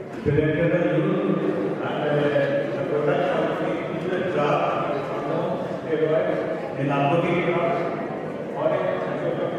The difference between drugs and nutraceutical and medical is that these are not drugs. These are not used for curing any disease or anything. These are only for well-being, general well-being of human. Products cannot take pure prevention, mitigation of administration.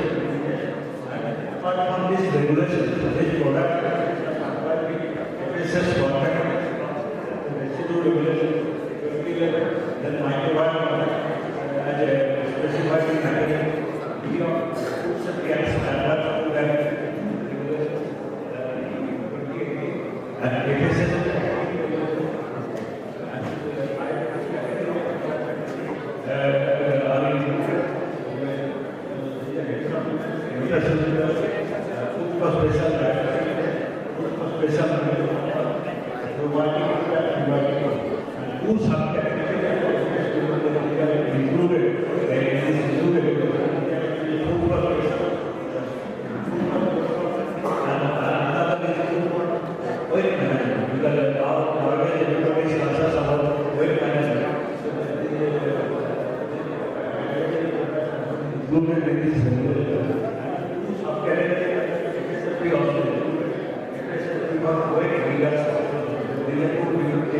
one is weight management, another is weight reduction, and then the special diagnosis.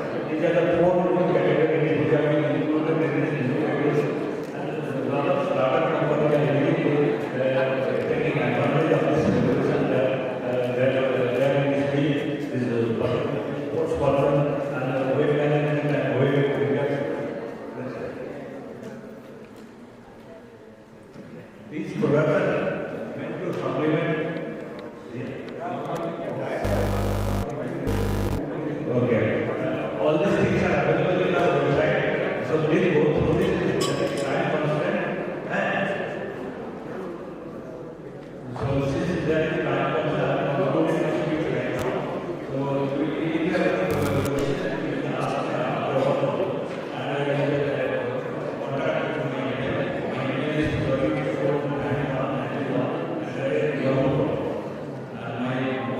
is 9953689010. You can contact me through WhatsApp also. With this, I conclude my speech. Okay, thank you. Thank you very much. So thank you very much. Dr. Pradeep Chakravarti is one of the panelists in the panel discussion. So any question can be asked to me at that time. So now I am formally declaring this session as closed.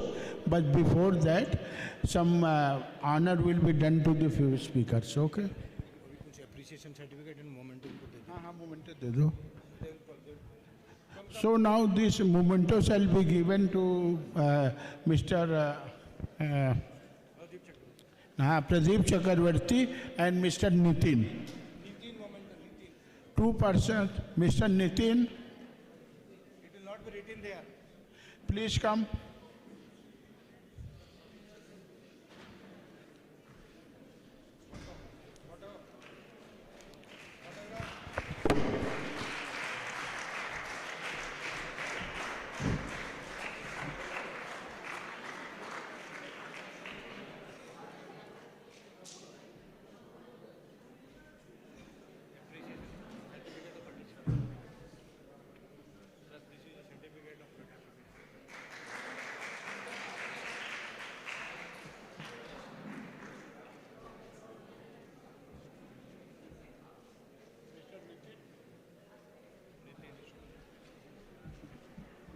Next certificate for Nitin A.N.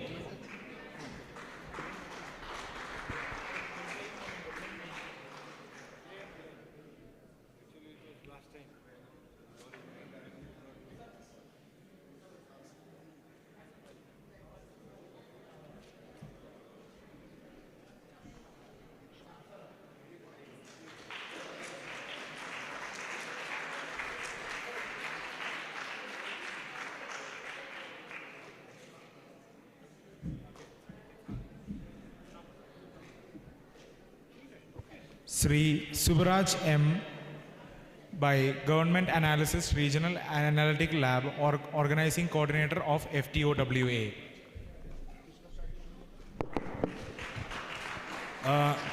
This is an appreciation certificate is being issued to Mr. Subbu Raj for his outstanding contributions to organize this special seminar in Munnar, and his contributions cannot be neglected.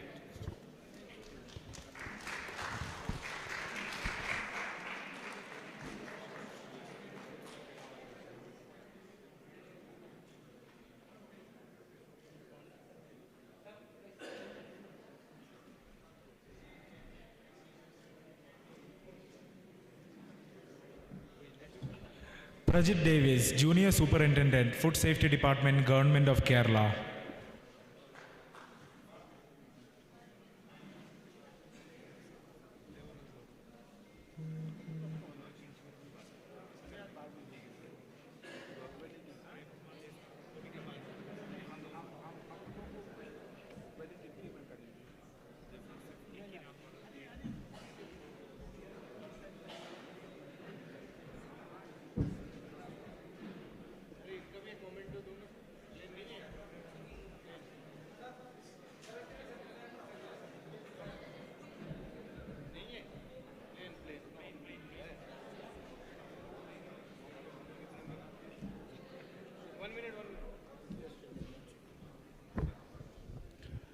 This is a certificate of appreciation to Mr. Prajit Davis.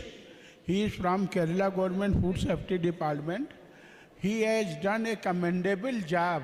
All what we are getting here, his physical and mental contribution has been to the great extent. So this is certificate of appreciation in language memento being given, and he is being honored for that.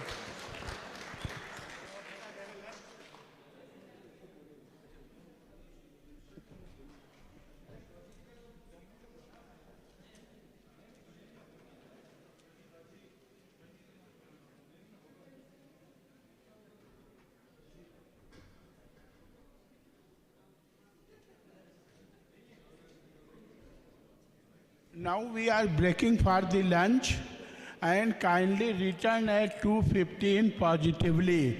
Lunch, somebody would take you to the lunch place. Kindly, this is my request to all of you that we want to start the next session on time. So kindly be here latest by 2:15. Okay, thank you. The students are requested to proceed to the cafeteria Manna, and the dignitaries will be taken to Gaya 360 degree. Thank you.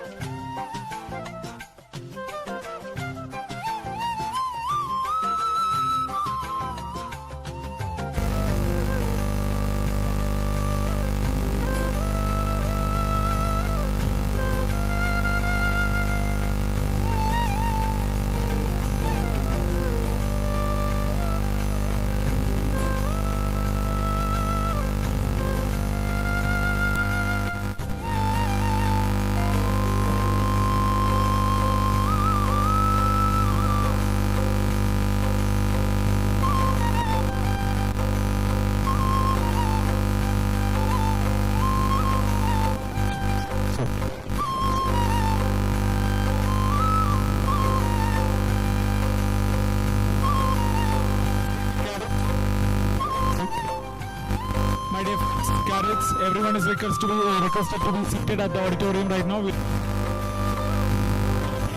Students and the dignitaries are requested to be proceeded to the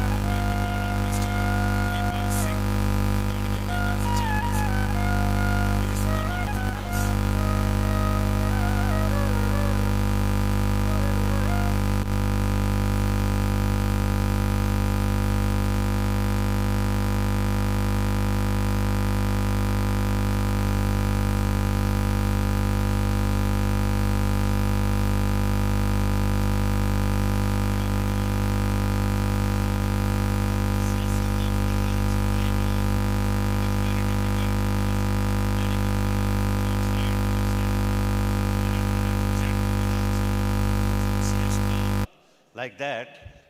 So, because time constraint is there, we are already late.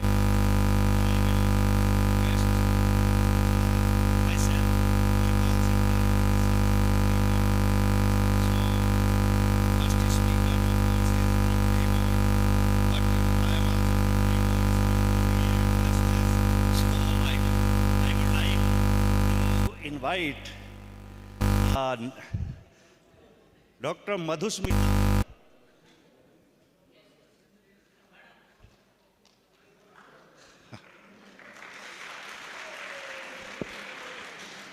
Yeah. Yeah.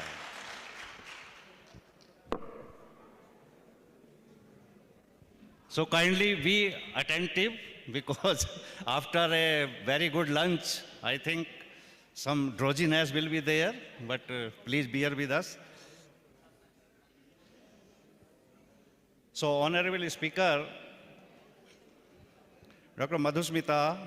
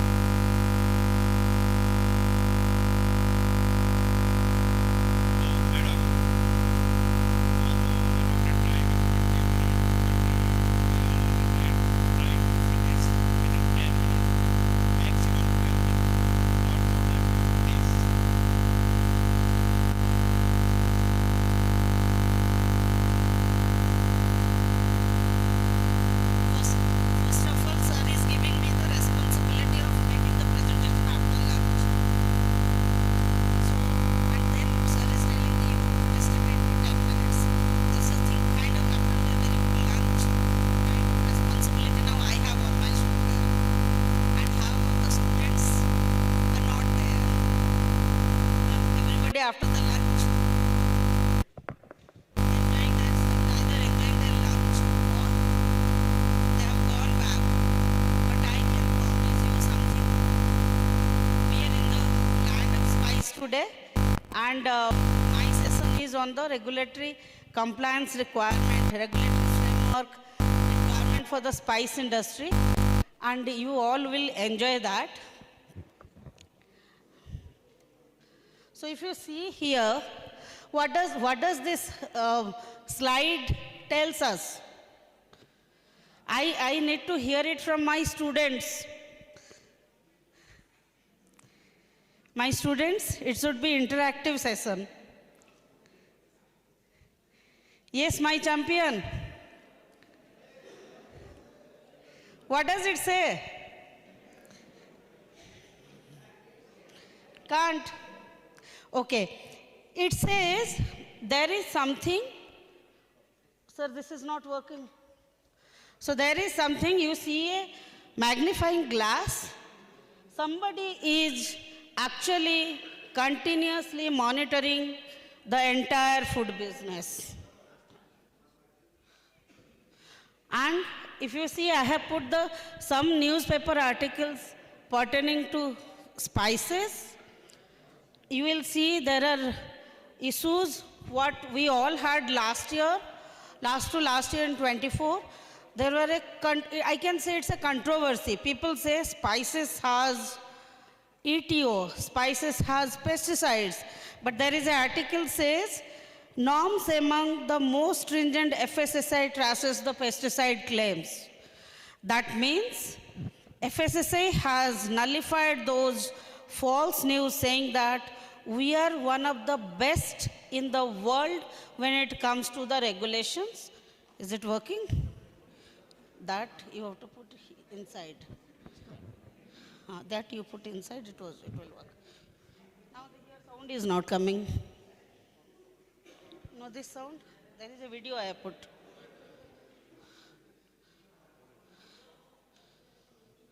Do that. No, before that.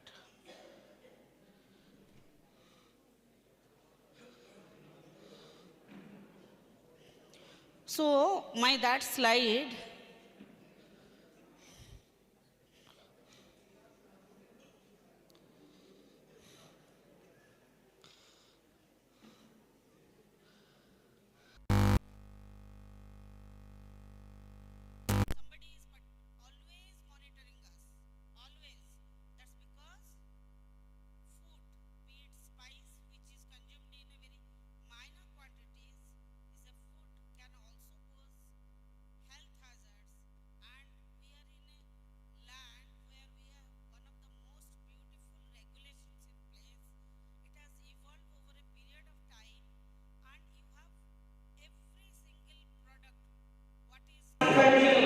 is now very sincerely, strictly regulated under the magnifying glass of what authority?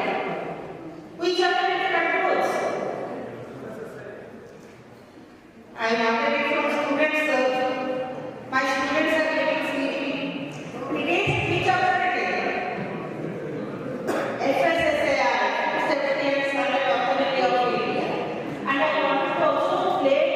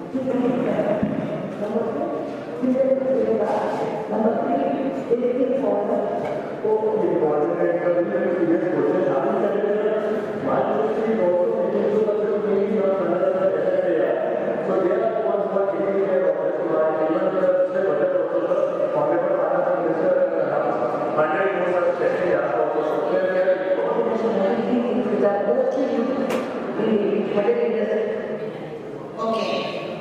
So, I know when I didn't hear those things, you would not have also heard it properly. Who were there in the videos? First the madam spoke. Who is the madam? Sudha Murthy madam. Sudha Murthy madam is the ISO member and she was highlighting the concern of food identity, particularly presence of colors, synthetic colors, presence of tasty powder.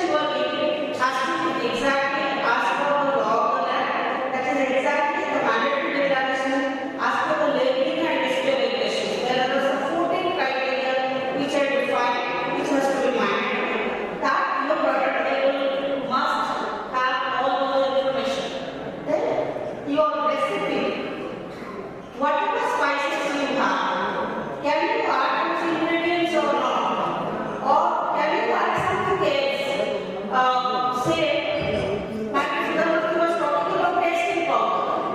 What is tasting powder? It's a monosodium glutamate. Can you use that? Where do you get to know? Everything is beautifully mentioned in our regulation. Spices are standard products. I'll take you through the textual framework. So you will get to that from there. You will derive what masala spices you are developing, whether that is compliant or not. Then you will also have, suppose you want to serve as mentioning morning the license application and the license, Acharya sir was mentioning about the licensing regulation. So if you are starting your home, before going ahead selling that product to the consumer, you must be having the license in place. The license are subjected to inspection as well. So nowadays the spices it is not made mandatory. There is a high chance because spices are so much in news now. Your masters or your products will undergo inspection. Then there are legal and regulatory queries in case of where you want to answer them technically. Your raw materials, whatever spices you, suppose you are developing a masala and you want to buy raw material for that. Say you want coriander, you want turmeric. Can you just go to a Munna local shop, buy it and use it? Can you? No, you cannot. Because when you are selling consumer under this valid FSSAI license, as per the conditions 12 of your license, you must ensure that the raw materials what you are procuring is also from a valid license or registration board. Okay?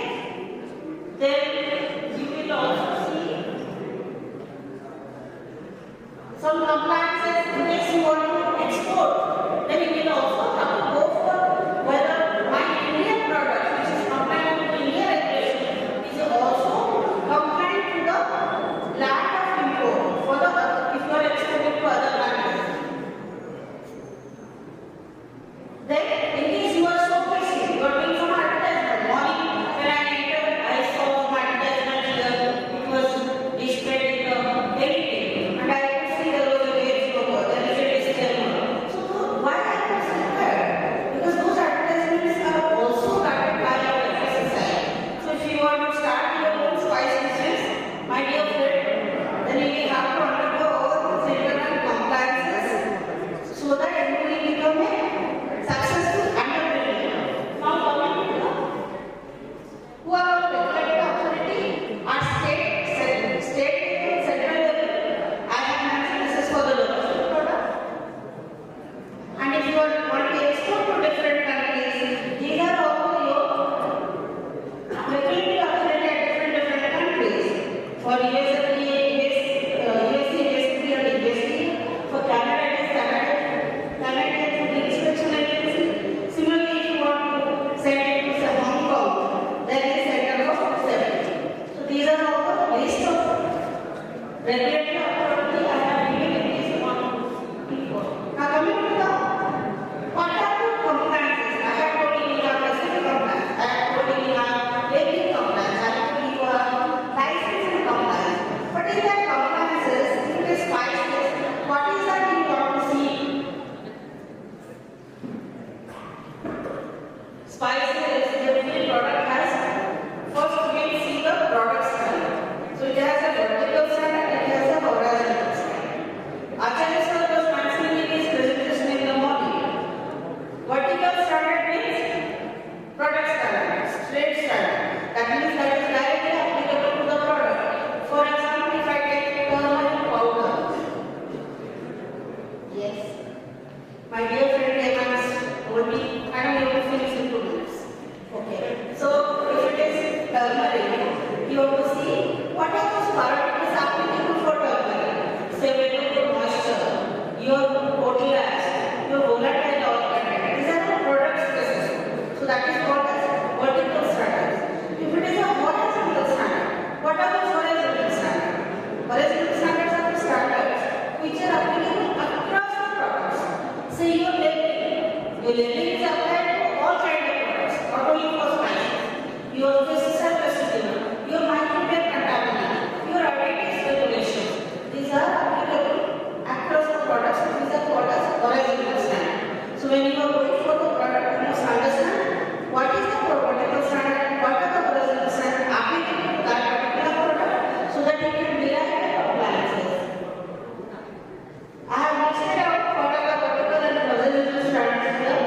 pasteurized to eliminate contaminants, better contaminants like lead and all.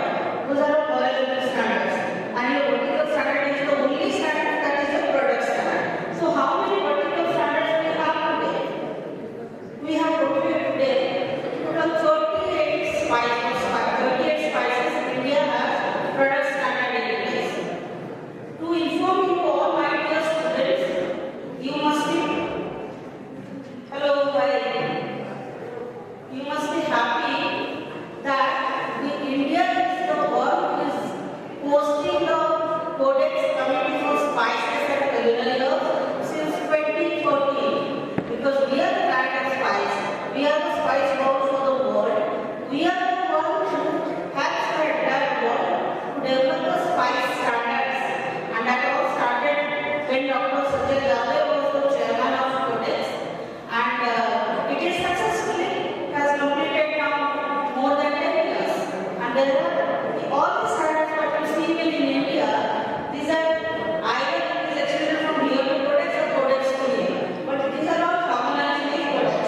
So there are 38 pure spice standards, and masalas. If you see, we have curry powder, mixed masala, sizzling, and spice molecules. Whatever the chutney powder, add chutney powder spices. Any idea? No? Chutney powders are not spices. Chutney powders are a mix of cereals and pulses and spices and salt. That qualify as proprietary standards. So yes, I will. So proprietary standard is something where you are using the ingredients which are permitted, but for that particular product you do not have a direct standard. Pradeep Chakraborty sir was here. He was, when the proprietary regulation came, sir was in charge of the product approval. That time the regulation was not very clear on, he was talking to sir. Today the proprietary product regulation is very clear, and you know papers in your license if you are making a proprietary product. These are all the different things or regulations which are applicable for spices. What I have to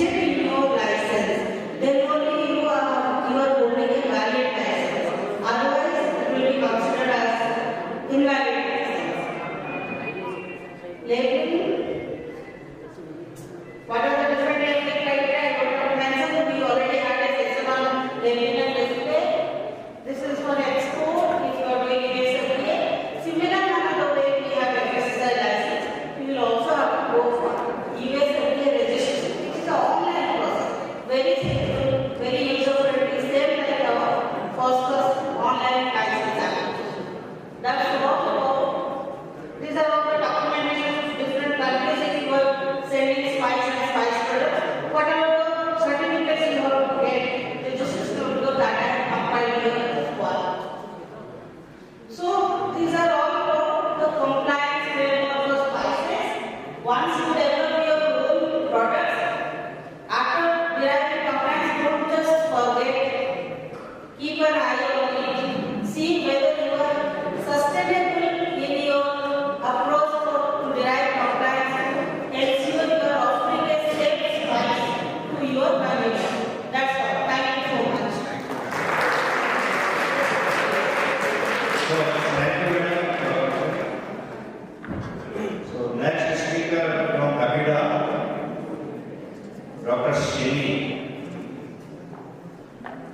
Ma'am. Thank you. So, ma'am, again, same request, please be precise and get it done. Because already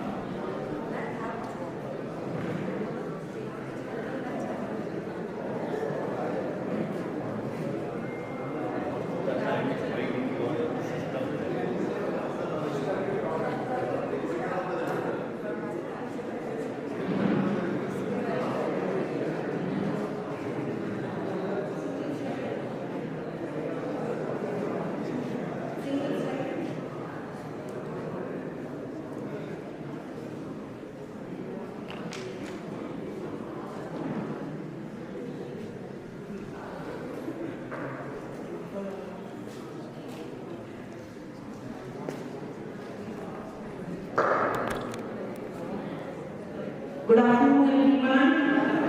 I'm Sumi Krishnan, Regional Head from Avida, Ministry of Commerce, Government of India. Honorable guests at the dais,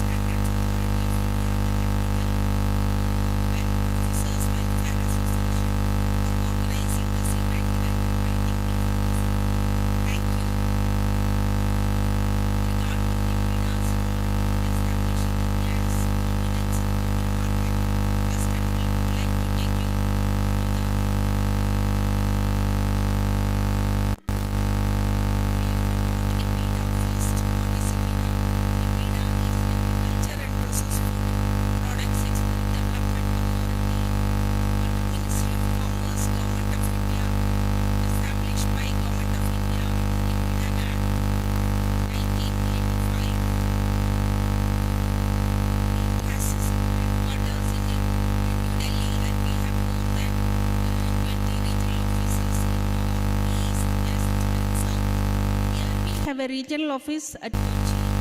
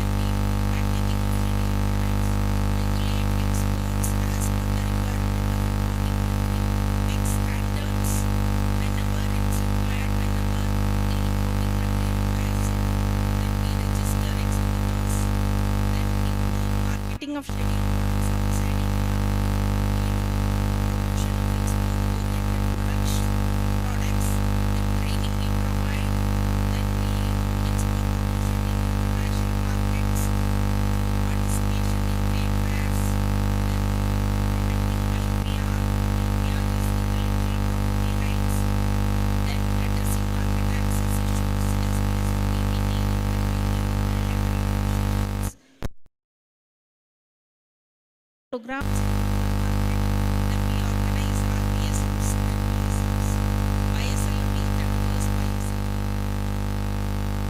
From the scheduled products of EPIDA, we have all the fruits, vegetables, meat, poultry, dairy, all the processed food products, ground nuts, pickles, floriculture, herbal and medicinal plants, and cashew. Then we have organic. We are responsible for organic exports. Then rice, basmati and non-basmati, and import of sugar. With regard to National Program for Organic Production, Ministry of Commerce, Government of India has launched in 2001, wherein those who are doing export organic products have to comply with the requirement of NPOP, that is National Program for Organic Production. We have certification bodies, then standards for organic production system.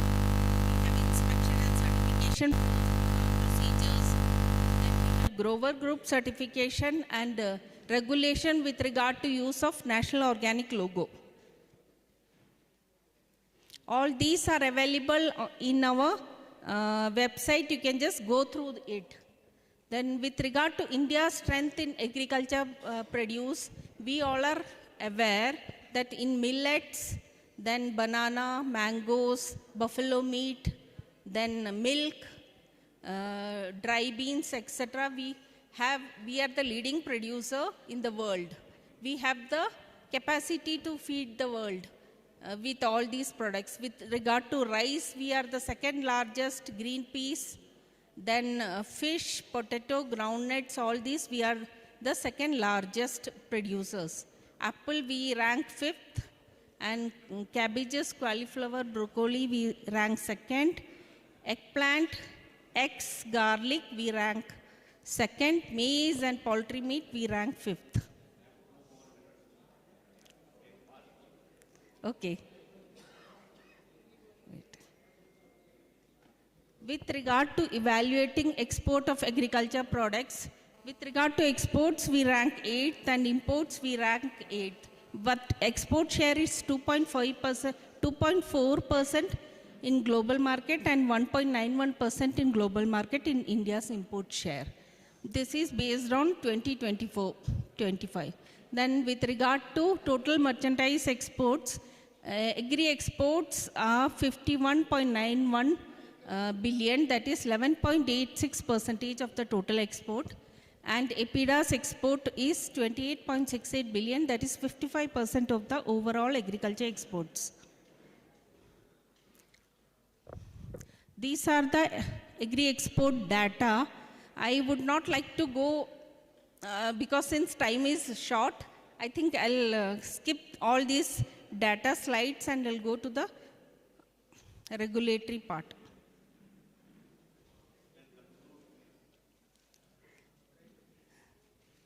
With regard to EPIDA's scheduled product exports, we were 586, now we are 28,682 US million in the current year, last year I mean 2024. EPIDA's financial assistance has all these scheme for infrastructure development, quality development and market promotion. And the new scheme will be applicable from 1st April 2026. With regard to the livestock product, we actually facilitate visit of delegations, Philippines, Malaysia, Angola, Saudi Arabia, UAE, etc. And OI expert mission in India have also visited.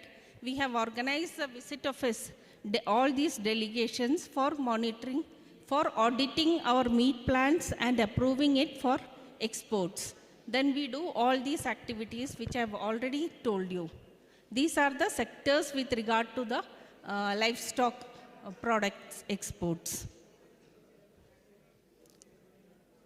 With regard to the processed food products, we have got traceability system for peanut and peanut products, because there were aflatoxin monitored by the importing countries. So we had to regulate this Those who need to export to all these countries, all the countries, they have different MRLs. MRL is maximum residue limits for aflatoxin.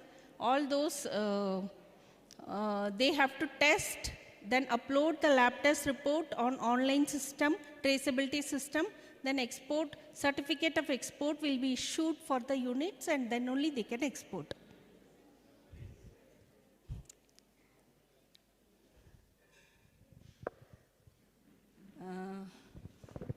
Okay, with regard to, see, since there are other speakers also waiting to speak, so I'll end my slide with the last one.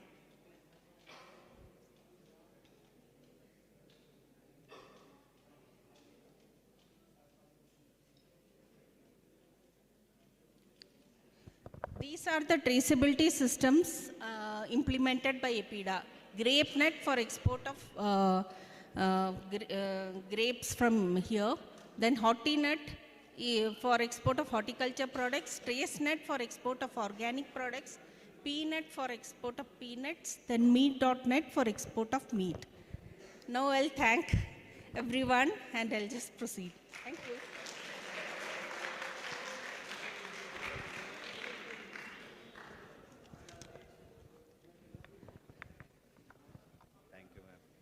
So, thank you, ma'am, because I know APIDA is a vast organization, many activities covering. So, I would like to invite next speaker, Dr. Sibbi. Yeah, please, sir, come. And again, being a moderator, so please be specific and try to finish in 10 minutes. Thank you.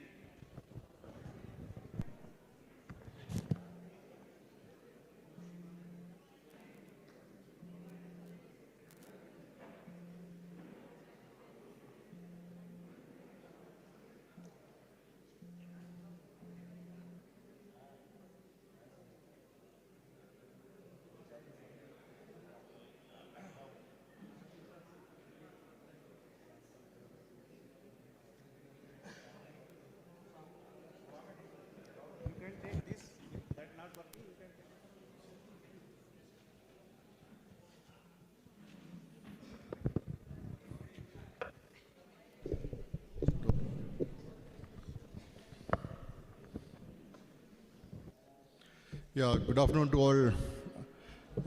I am Sibbi Matthew. I am a local boy. First of all, I would like to invite all of you to Munnar. I am from Munnar, so I am representing Kannan Devan Company. The major tea estates you come across while visiting Munnar belongs to us. And it's nice, all the senior former executives of FSSAI around here. And my responsibility is just to give a brief regulatory status of tea and what is the biochemical. Since a lot of students are available, I will be speaking something on the biochemistry, how the tea is formed, what is the technology behind it. So, and no, this is, I'm just giving a brief introduction about the tea. It is not the new crop. It is before the Common Era started. This is given, I have given the chronology, 16th century and 17th century, and it became a colonial crop. And currently, from India center, actually tea originated from Himalayan foothills of China. It has gone even up to Argentina.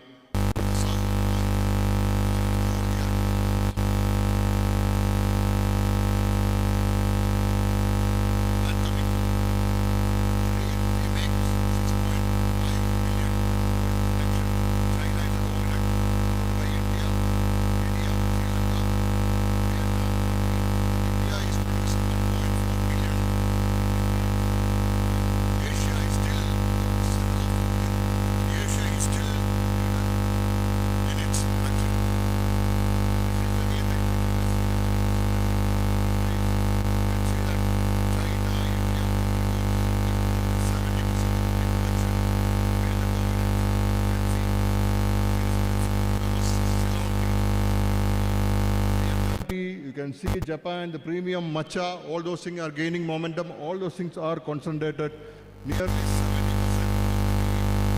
from and China contributes 53% of the total production tea, and India is it's around 18%. And this is the different tea growing regions. You know that Assam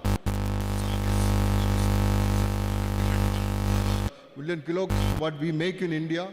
Assam alone is 690. Then very small fraction only in South India is something around 18%. You can see that mainly the small tea growers. Initially it was an organized tea industry coming under Ministry of Commerce and Industry. So now that has changed into a small grower. You can see nearly 55% of the Indian production is contributed from small tea growers, predominantly from Assam and West Bengal. And you can see that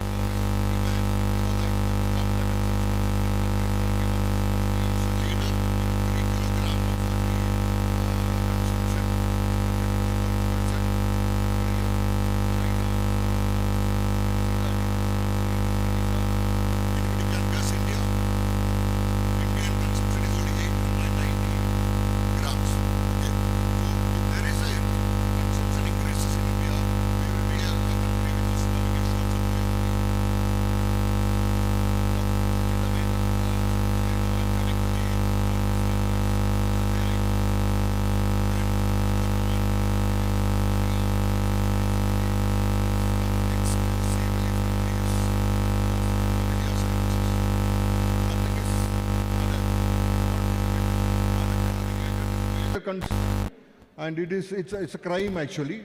Inorganic salt, non-tea waste, all are not allowed. It is all prohibited. And I have given a sign here, skull and bone. It's a major threat to tea industry because there are people adding food color. And I've seen that advertisement of tea board, and it is there in the souvenir also. It's a very simple test. Even a housemaid, house ladies, all of you can check it.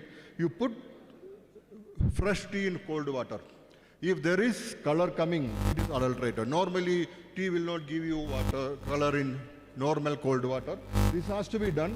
So it will be an easy method that should be stopped. If that is there, significant improvement in our tea volume. This is a major one. Mainly happens in unorganized loose tea market, where branding or even the labeling claims are not there. Even the bulk packets of the tea coming from all the tea factories are complying with the labeling regulation. But still there are teas available in loose tea without any labeling regulation. Such teas are the major culprit, which is dangerous to the consumers. And you know that these are the regulations saying that what is the green tea, and there are green tea, there are regulations for black tea. Major variation is only for catechins, 9 to 19%.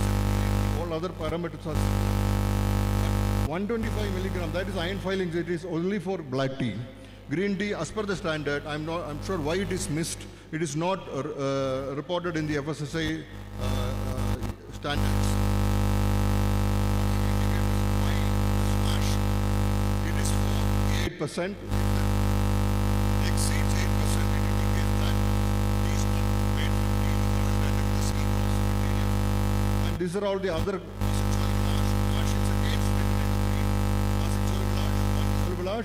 and water extract.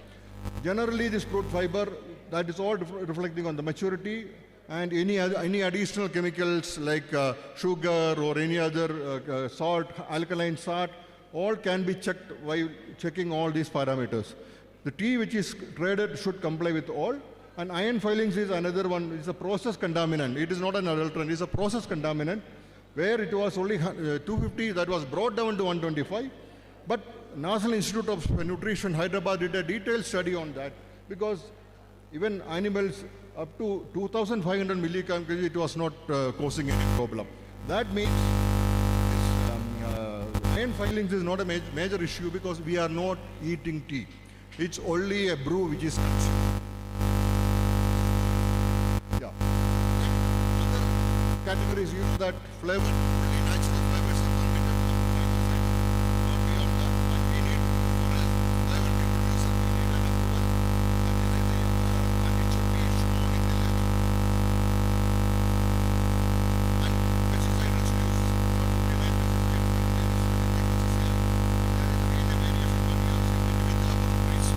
major concern. There is systems are not still stabilized on a uniformity in testing of pesticide residues, and there are limits on the metal contaminants also. And as I mentioned to you, there are green tea which is unoxidized, oxidized, oolong tea semi, orthodox is an old traditional way, and CTC is the latest method where maceration, it's all depending on the maceration part. I am skipping most of the slides. These are the biochemical constituent.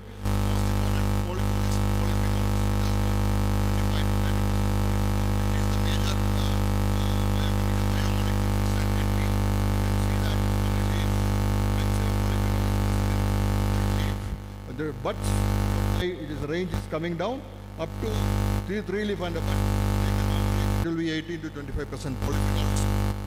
And this is again a cell. What is the reaction? What is happening in tea? When this polyphenol is present in vacuole, whereas polyphenol oxidase is present in the cytoplasm.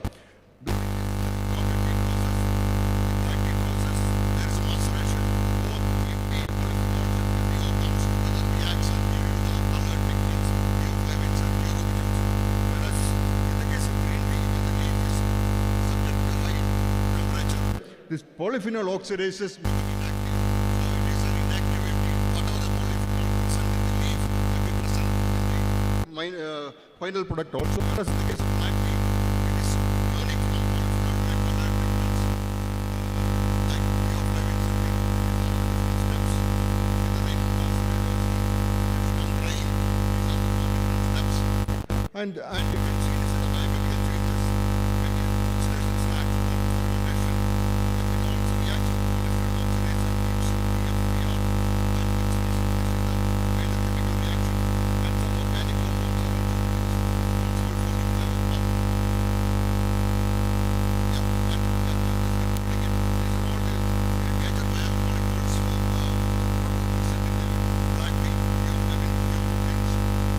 and other plant pigments like carotenoid. These are all the precursors for the flavor compounds.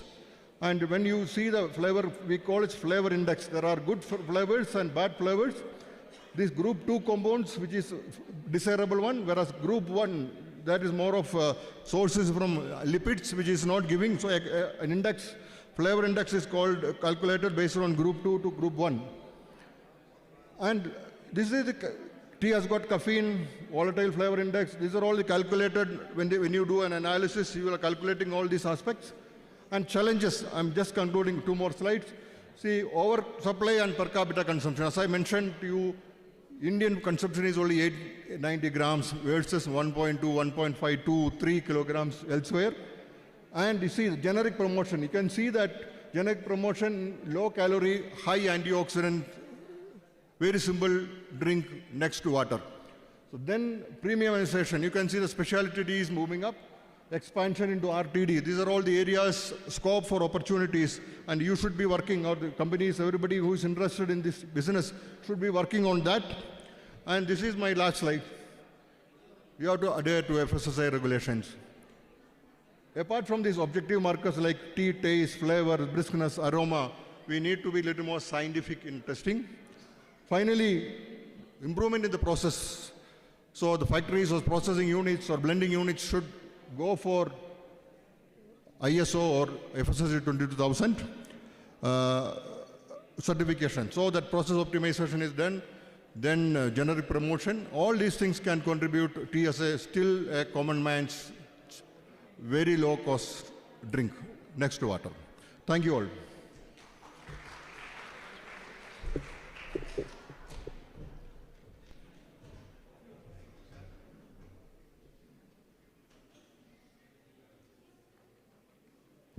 Okay, thank you, sir. Very good presentation. So now next, Mr. Pramod, next speaker. Oh, yeah, please come and yeah, very repeated request. Be concise and try to finish within 10 minutes.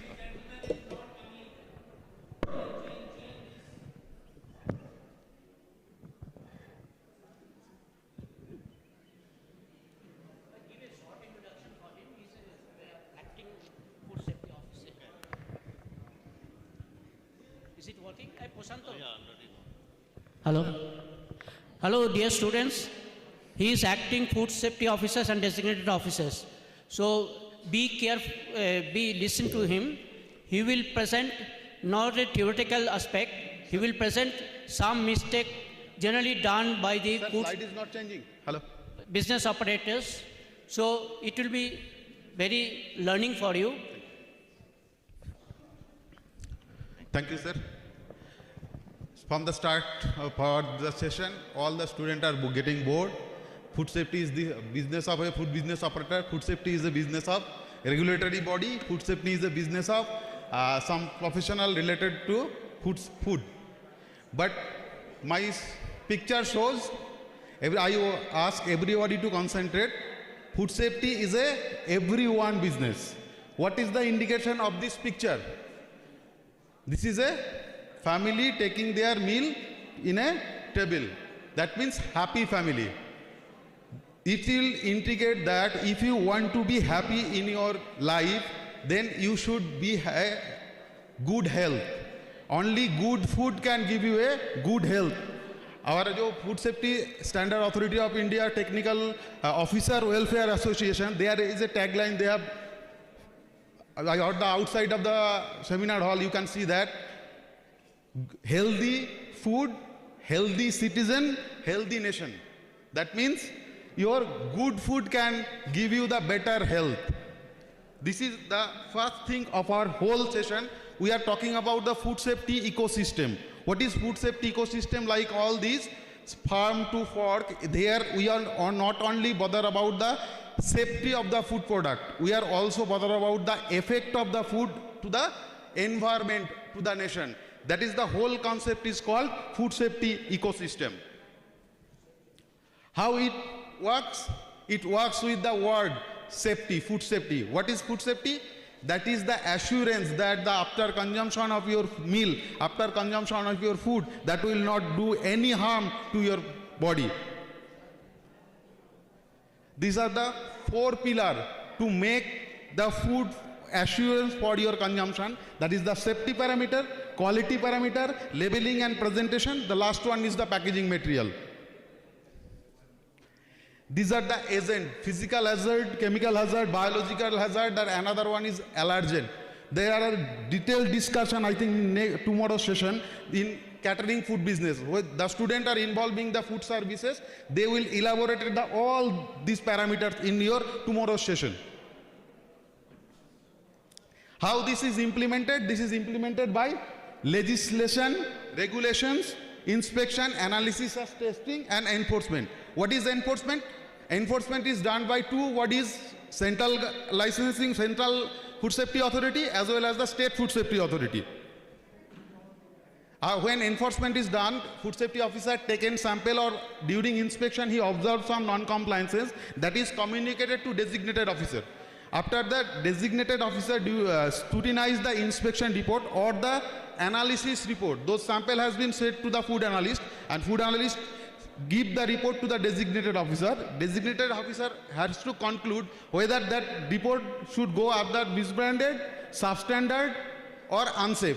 If your product non-compliances only for the labeling compliances, if the labeling requirement is not as per your labeling requirements as mentioned under food safety regulation, packaging and display, then it will conclude as a misbranded food. Agar koi you and the designated officer has to refer this case to adjudicating officer, there is a huge penalty. Up to 3 lakhs of rupees may be penalized in case of misbranded food. Substandard, if the quality parameter is not up to the standard, then the product is called substandard one. Then this is also referred to the adjudicating officer. This penalty may be extended to up to 5 lakhs rupees. Unsafe. Regarding the unhygienic condition, the people who are involved in food services like catering services, hotel and restaurants, if they are preparing, even the manufacturer, if they are preparing their food in extreme unhygienic, filthy condition, that maybe leads to the product to be unsafe. And if anything present which is not to be present in the food, if it leads to injurious to the health, the product, then it is called unsafe. And it is from life imprisonment 1 year to it may be for lifetime also. Thank you. Thank you, sir. A special thanks for finishing your presentation within a short time. Thank you very much. And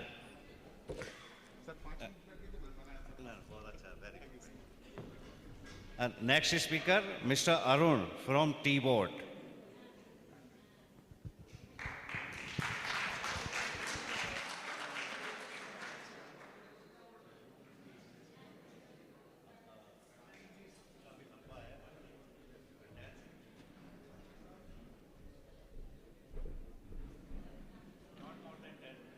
Okay.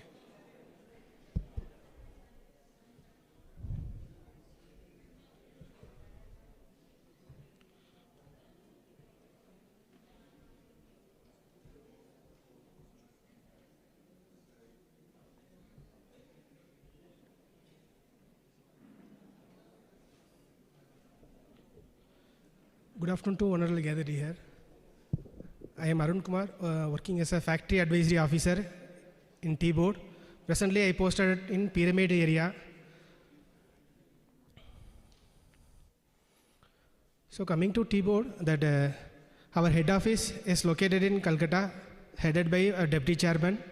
So under that, there are two zonal offices. One is in Kunur, another in Guwahati.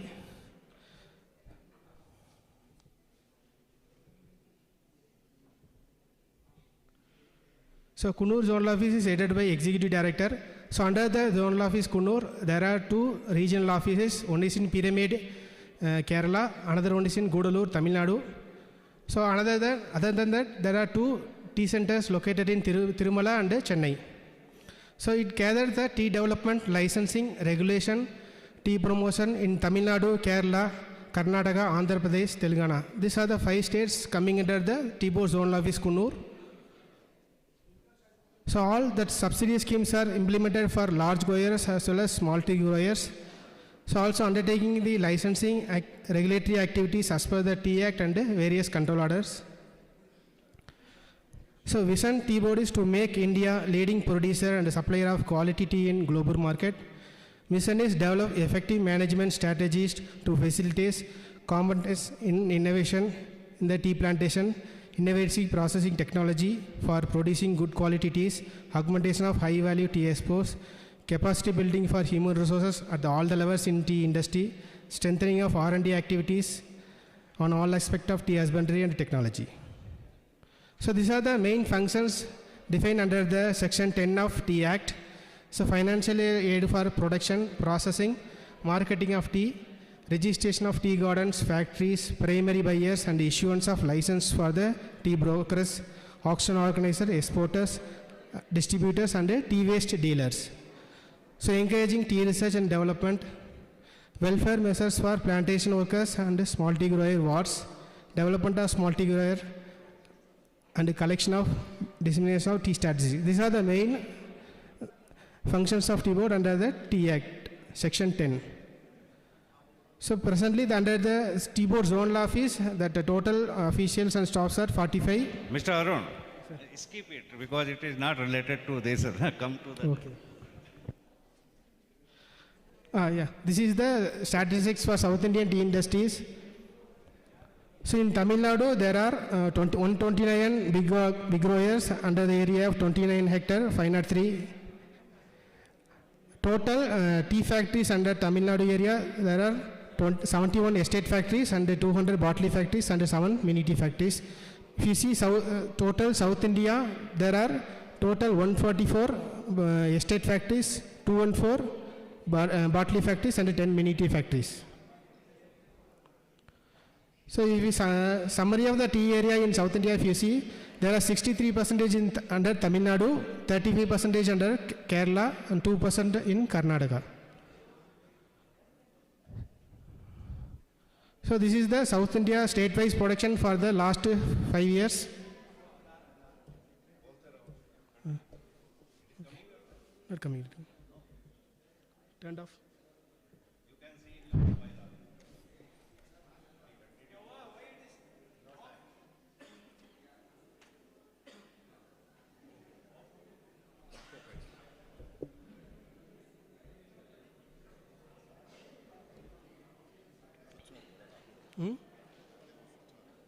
off only. I didn't turn off. Okay.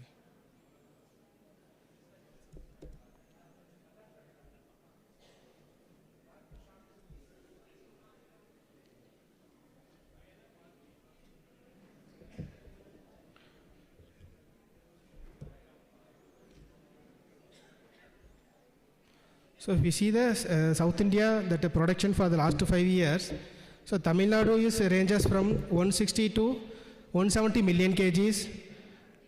In Kerala, the production of the tea for last 5 years is around 59 to 65 million kgs. In Karnataka, it is ranges from 5 to 5.5 million kgs.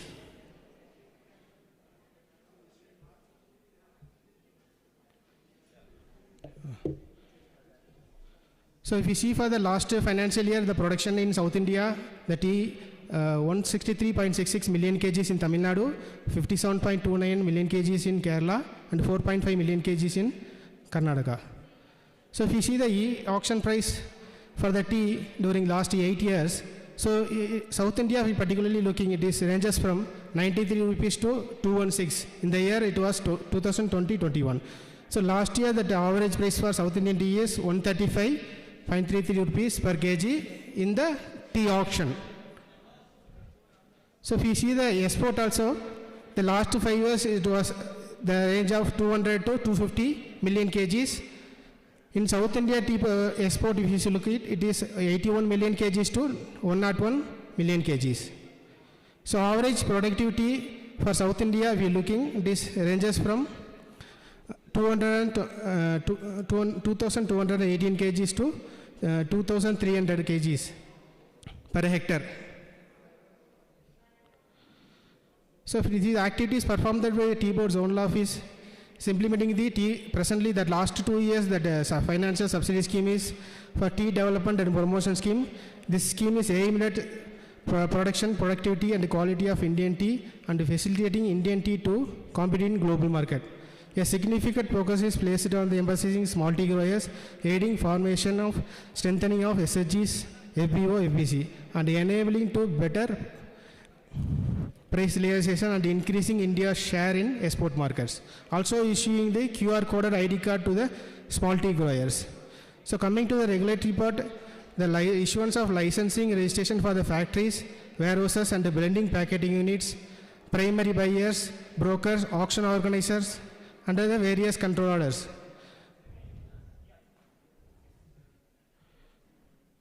So in quality control, you are measures for the tea produced in the region.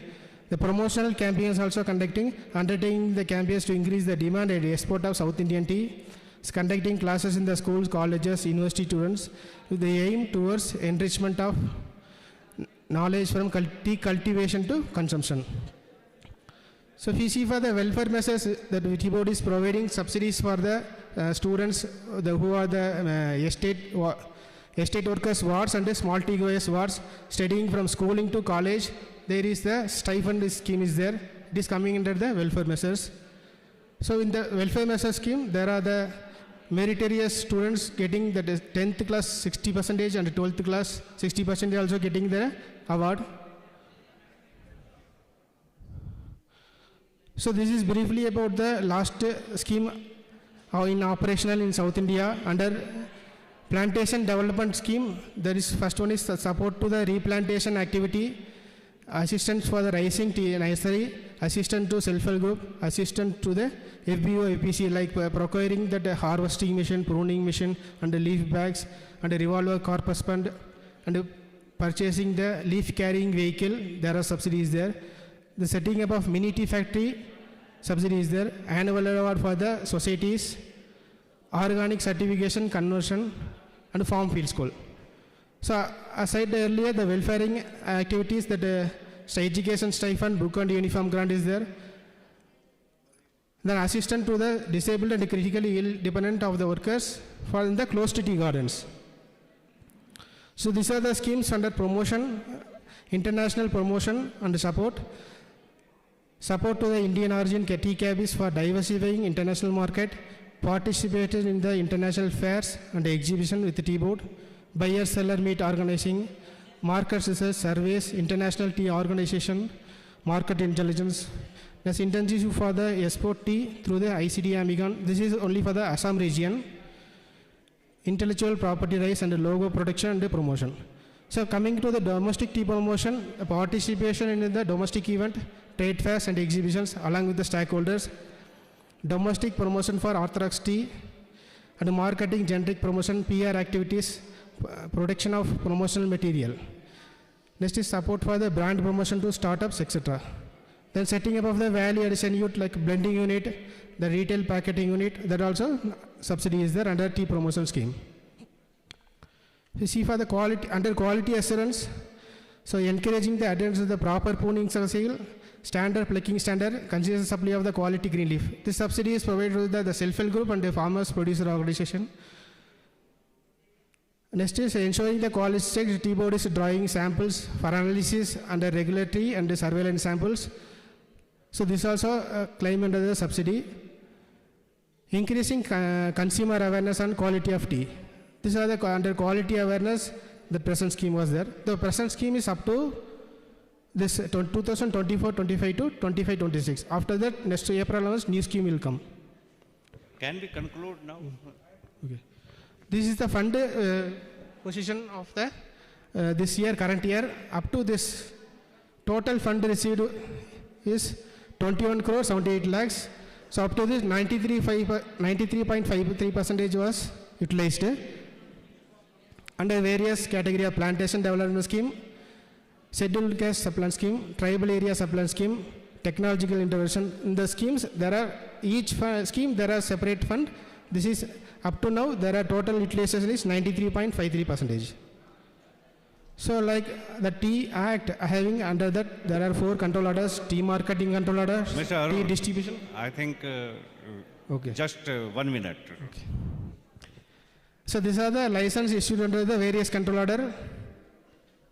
Like tea marketing control order having there are, these are the functions we are looking like issuance of license, certificate to the mini tea factory. Mini tea manufacturer means the mini tea factory under 3 category they can start: individual small tea grower or SAG or farmers producer company having the members of small tea growers. So this one mini certificate we are issuing. Then the drawing samples for analysis of FSI parameters. Then class 30 we are having the phrase fixation for the small tea grower green leaves. So this is under tea waste controller. We are using the tea waste license for tea storage and selling. We are giving tea waste license under class 3. Under tea warehouse controller for storage of tea having the area more than 200 square meter has to take the warehouse license for carrying the activity of tea storage and tea blending, tea packaging activities.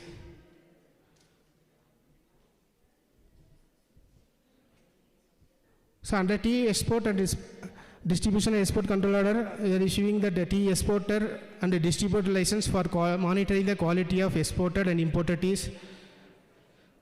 Under class 33, issuing various direction of tea exporter and distribution of imported tea. Under class 29, we are drawing samples from the exported imported tea for quality checking before export and import. So RCMC, the registration cum membership certificate also issued to the exporters. So the tea board is the authority to issue this certificate under export import policy. The registration of flavored tea manufacturer. So who want to do the flavored tea, they have to take the registration from the tea board as per the FSSAI Act. That flavored tea number and flavored tea registration number and percentage of flavor should be mentioned in the retail pack outlet cover. So district green leaf parade monitoring committee presently in tea growing area in South India there are 3 districts it was there: Nilagiri, Tamil Nadu, Idukki, Kerala and Wayanadu, Kerala. So functions of the district green leaf price monitor committee is to monitor average grease payable to the small tea grower for each month based on the same month auction sale average of barley factories by applying the price sharing formula under class 30 of TMCO. So to oversee the payment of such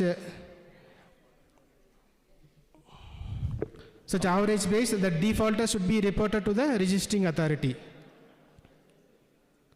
Thank you, slide. Yeah. This is the distinguishing the marks of genuine Indian tea logos like Darjeeling, Assam, Nilgiri and Duars. So if any packeter that want to use this logo in the tea packet, they have to apply for the license to Tea Board.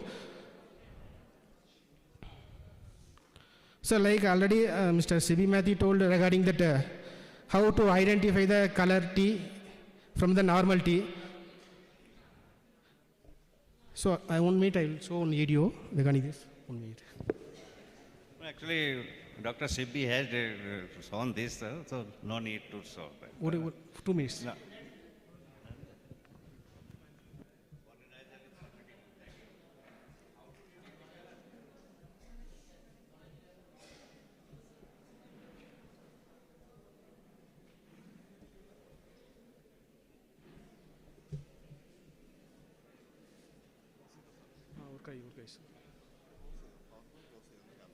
So this is that normal cold water we took. How to identify the normal tea from the color adulterated tea? Oh, okay. This is okay. So I put some tea powder in the cold water. You see this. Sound venda. Oh, close side la. Close.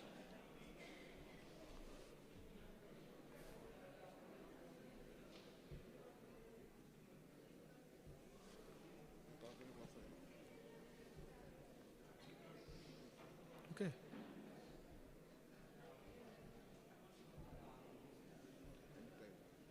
That is pen drive, na?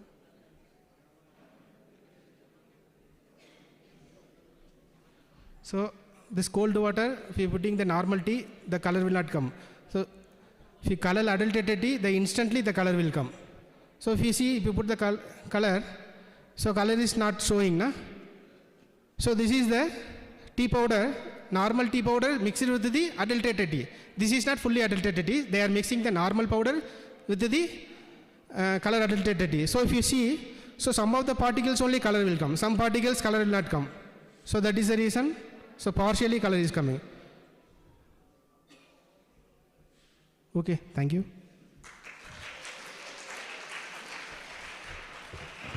Thank you. And as the chairman of previous session advised, similar, if you people are having any questions, you can note down or you can share in WhatsApp or email, and in panel session, they will be answered. Before the question and answer sessions, we just wanted to complete the formalities of presentation of our mementos. So, what is it?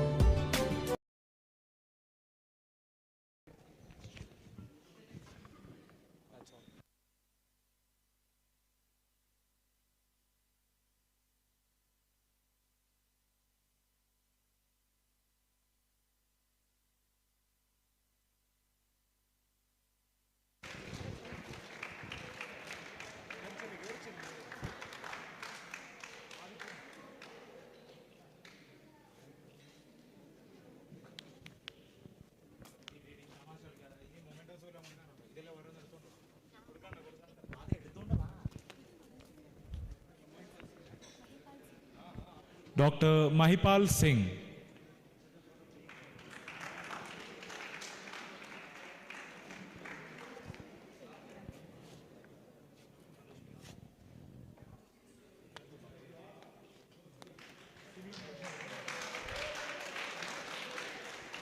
Dr. Madhusmita.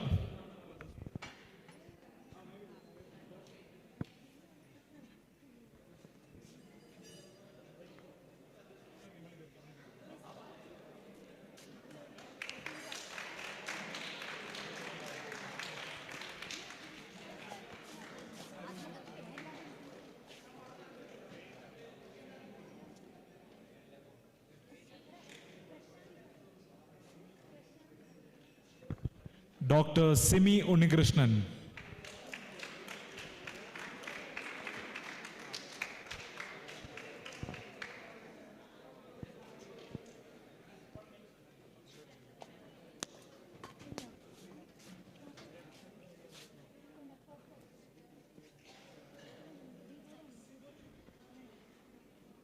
Dr. S. Arun Kumar.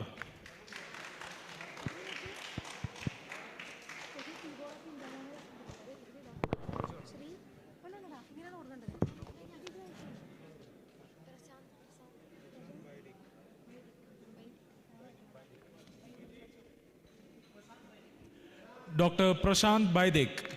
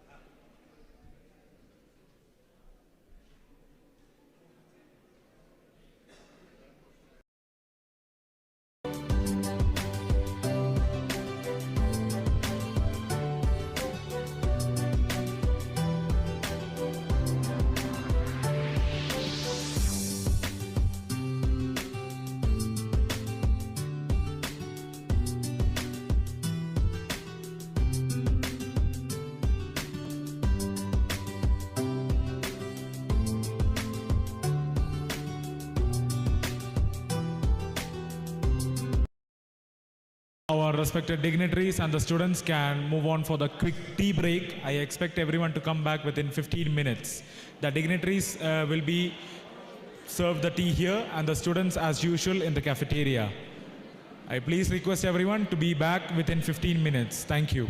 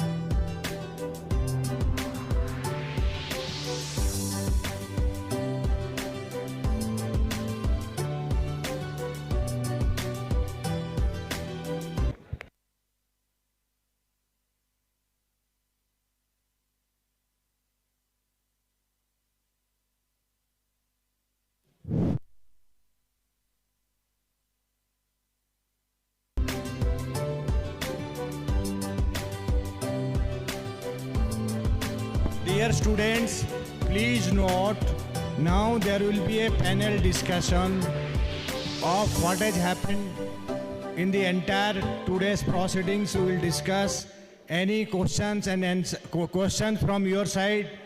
We will try to give best reply to it. And after this session is over, there is a small presentations of food safety on wheel. You are requested to go to the FSW, which is standing in front of this conference hall. There you will be showing the person, the technologist there. They will show you different types of product testing by use of the food safety on wheels, how it is being done. So that will be very much interesting for you. You should know what are the tests is being carried out by a small vehicles with very limited resources. Okay? Now, you start.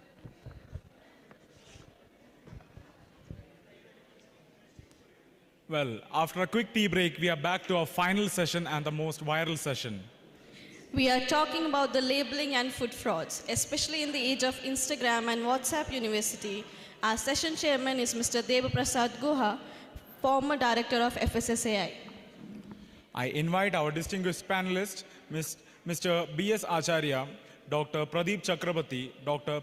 Prem Kumar Jaiswal, and Dr. Anil Kumar Singla, and Dr. Umesh Kamble. Gentlemen, the stage is yours to debunk the myth and clarify the madness.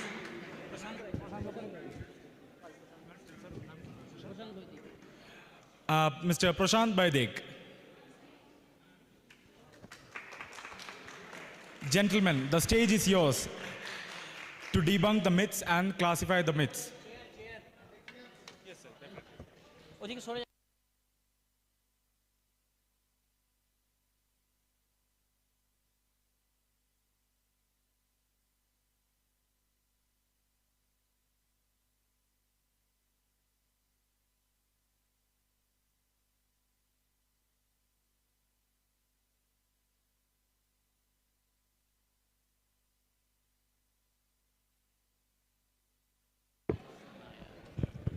Hello, hello.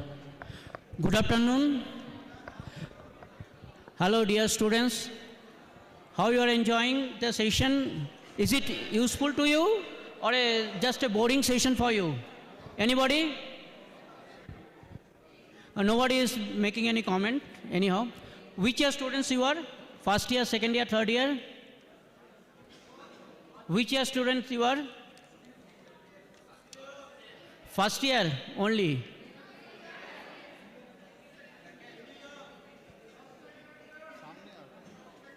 Come forward. We cannot hear you. Come forward, come forward. Come forward, come forward.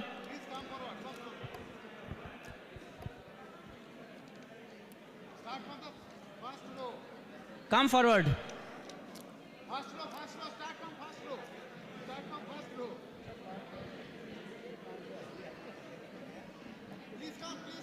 Please come. Come forward, come forward. Students, please come forward.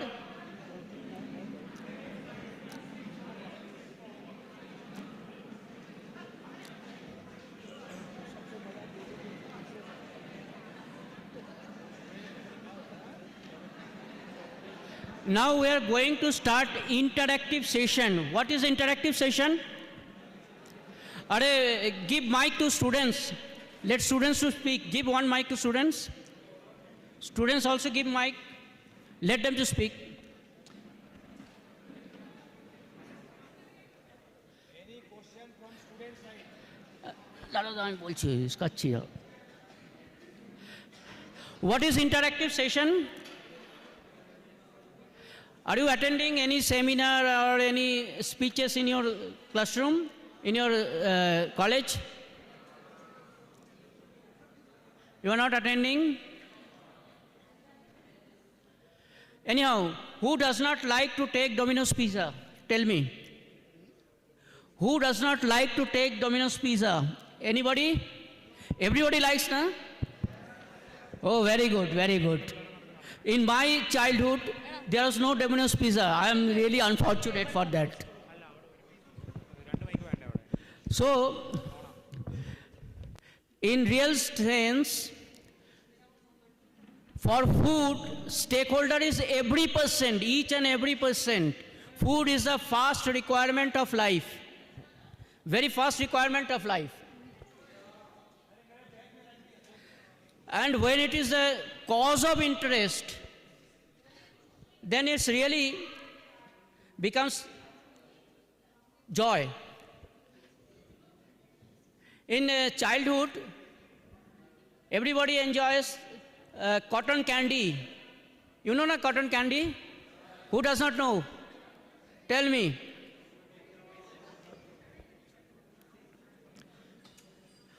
This is interactive session. Take mic and speak.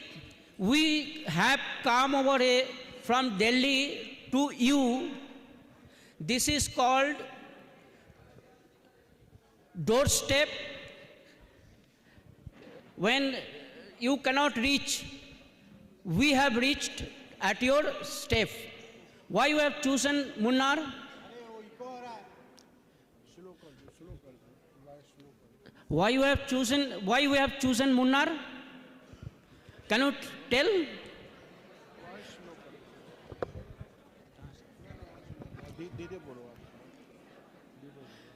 Can you tell what is the importance of Munnar? You are studying in Munnar. What is the importance of Munnar? We want to listen from you. Anybody who can tell about Munnar, what is the importance of Munnar? Munnar is an international tourist place.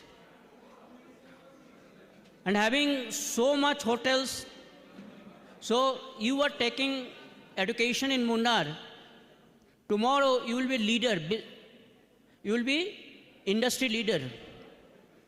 So today, whatever opportunity we have created for you, you should accept. Since morning there were so many lectures. I think it was all becomes a burden for you. Now you will give exam. No, I am not making you afraid. I am placing some practical questions, and here all experts with their practical experience in life, they will reply. So my request is, please pay attention.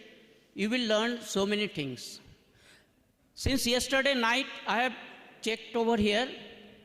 I have taken so many meals.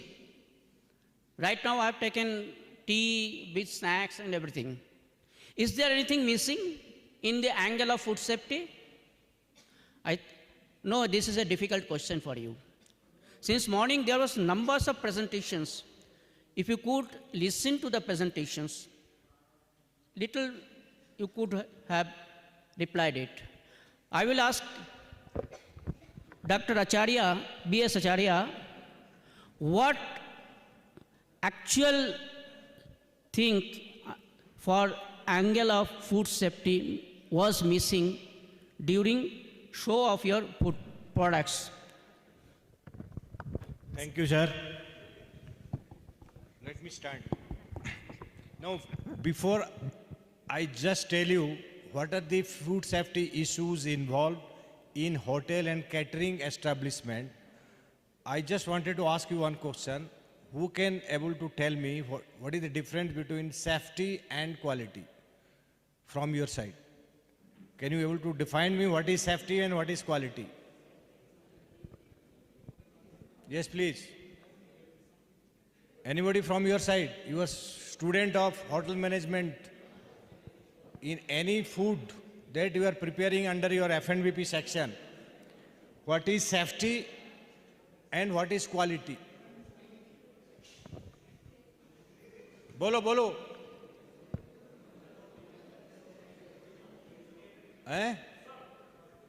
Yes, please.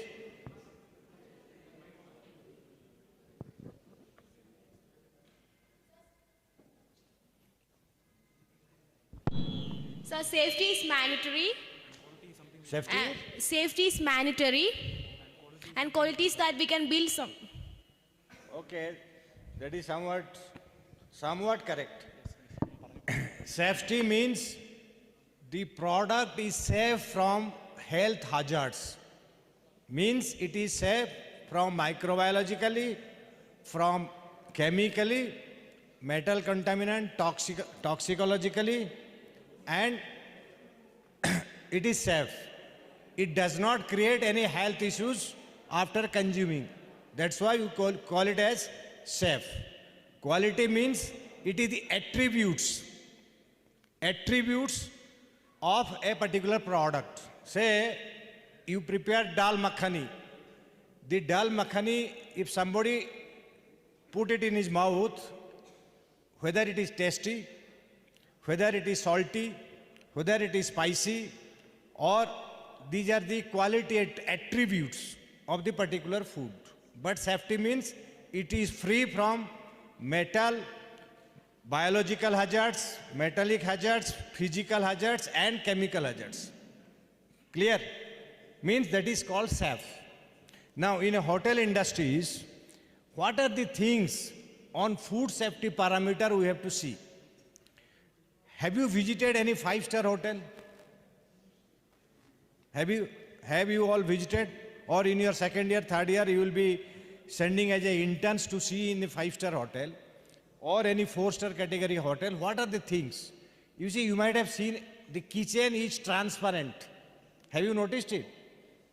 The kitchen cabinet is transparent to the consumer. Those who have come to the hotel to take their food, they can see what the chef is preparing. Have you noticed it? That is called open kitchen. So we made it mandatory. Then, have you noticed packaged drinking bottles? Packaged bottles is not allowed to serve in a hotels. It should be in a transparent glass bottles. Your hotel, we are saying it, now you have provided 2 bottles in each room in a transparent glass bottles. Is not it? That is the second issue, that packaged bottles are prohibited. But it is available. Still, we are trying to eliminate these packaged bottles from the hotels. Okay. Then there is a hygiene rating. Every hotel industries, we have made an online platform. Every hotel industry has to apply 5 smileys. If you will apply, you will get a certificate from our CEO, FSSAI, that your hotel industries is excellent. 5 smiley means excellent, 4 smiley means very good, like this. That is based on your rating. We call it as hygiene rating. And there is another concept in hotel. You are serving the food. Okay. Now, here it is chicken curry, mutton curry. The nameplate you are giving, is not it? In the buffet table, you are putting the nameplate of each and every dishes, but only the names you have mentioned. That is not correct. You have to mention the calorific value. Say somebody is taking 100 grams of dal or 100 grams of chicken curry. So how much calorie he is getting out of that portion? That is serving size. Per serving size, how much kilocalorie of energy a consumer will get. So that information you have to provide. Where? In the nameplate of the menu. Clear? Apart from the calorific value, kilocalorie energy, you have to provide food allergen. Say roti.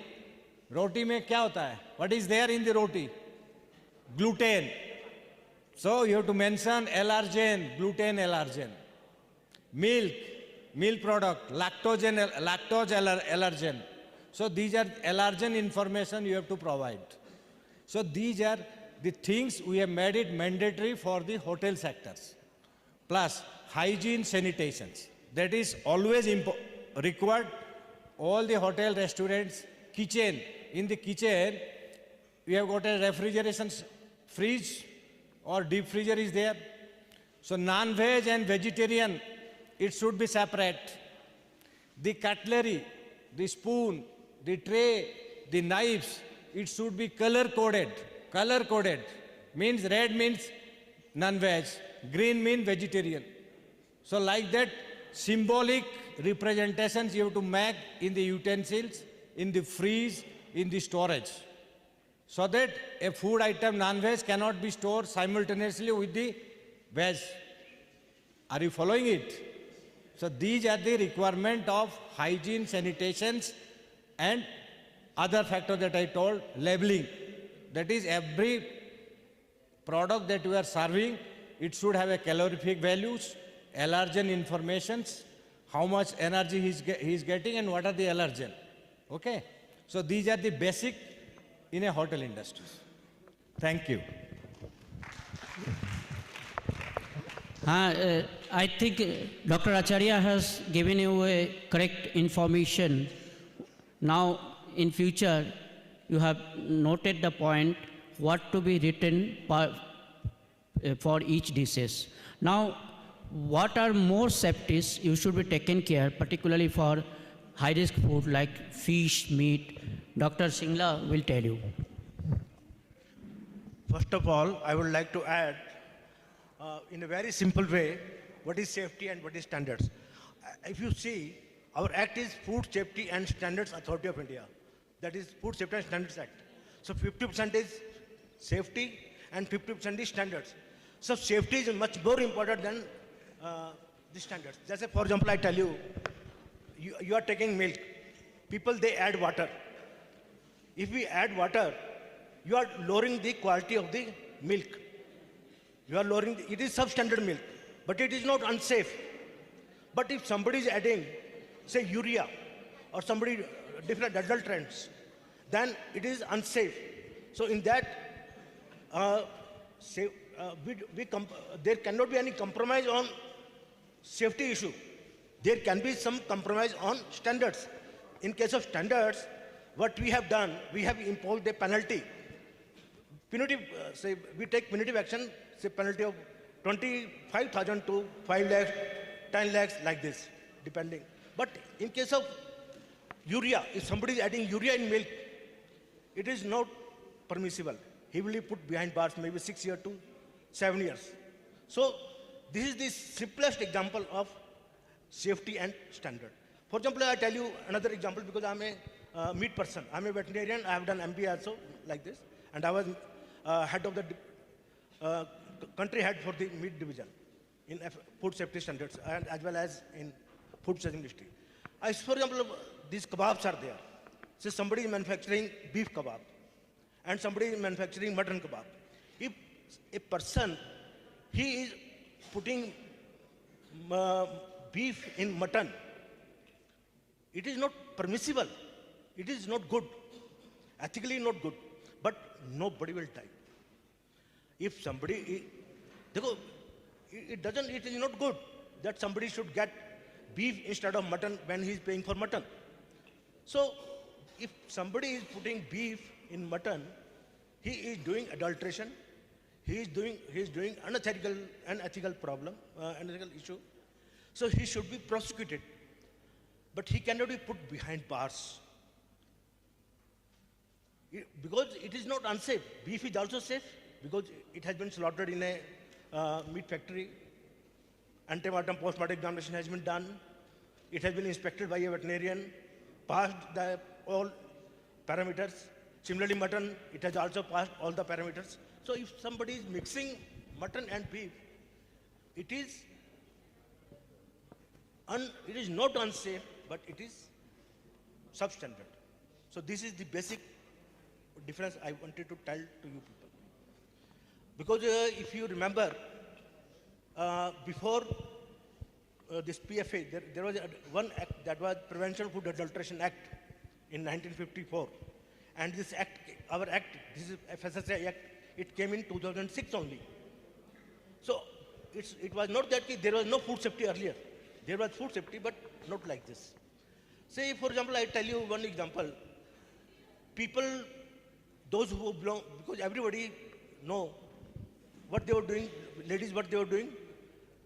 They were buying milk, 2 kg, adding 2 kg water and giving to everybody. It's not unsafe. You got my point now? So the difference between safety and standards. Now I come to the meat part. Meat is a very perishable commodity. It is the most perishable commodity after milk. Milk जो है इससे ज़्यादा perishable, meat से ज़्यादा perishable है. You cannot leave the meat in the room temperature.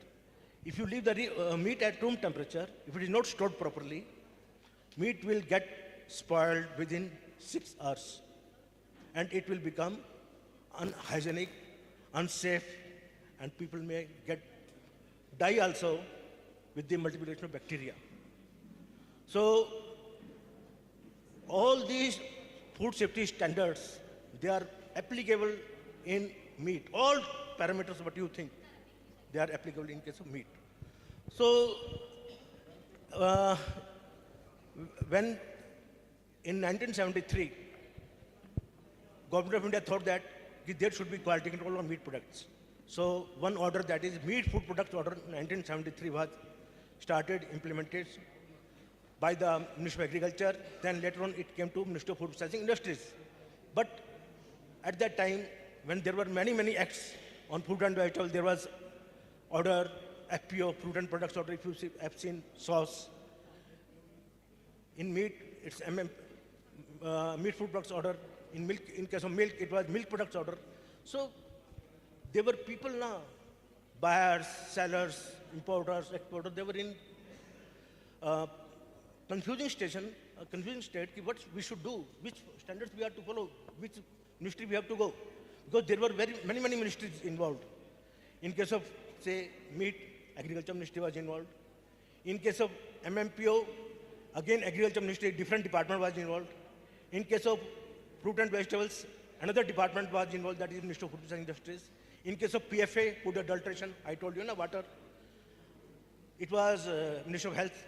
So in 2002, it was thought of that we should make one single act. So slowly and slowly, in 2006, this Food Safety Standards Act came in picture. Then rules and regulations were formulated.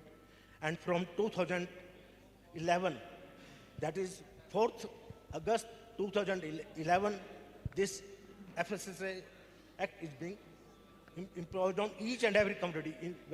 Whatever is taken inside, even if water, whiskey, anything, what you take inside, that is a food, and there is quality control, this system. So whatever question related to our food safety system, because by virtue of my working in Ministry of Food Processing Industries, when a single act was formed, then I was meat head, so we implemented the quality control of meat production in the country. Then we came in FSSAI, we formulated the standards. Then we implemented it. Our all different colleagues, they implemented from different regions. So for example, TP Guha, he implemented from Eastern region, I implemented from Northern region. So, and our Mr. B.S. Acharya, he has also implemented in Delhi. So any question related to, any question, whatever you think of, we'll answer. In case of meat products, I'm answering, you can directly question me also, no problem. So I wish you people come forward and take over this, कोई भी आप question हमसे पूछिए, we'll like to answer. Anybody? If he has got any doubt, what is safety, what is standard, what is, why there was need of one single act? So, anything? Mr. Guha? Thank you, sir.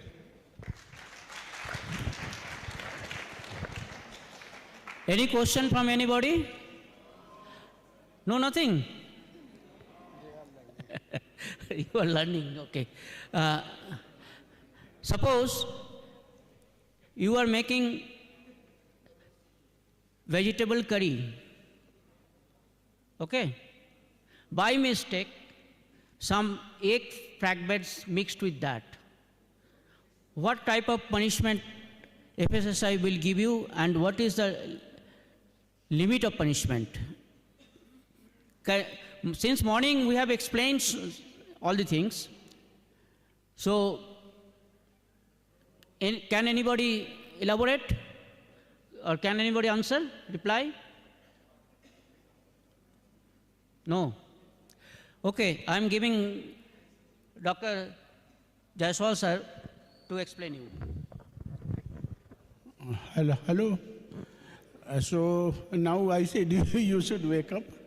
You see, for the purpose of any mislabeling, you see, as a customer, I am asking for a vegetarian food, okay? And if any non-vegetarian item is even by mistake is added to that food, so this means you are cheating the customer.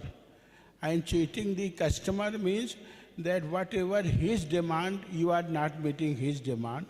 So that amounts to adjudication and fine also. Fine may be 1 lakh, 2 lakh rupees, depending upon the extent, to what extent you have told lie to them, or you have cheated them, or you have misguided this to the consumer. Dr. Gua was asking me to throw some light regarding mislabeling or misbranded.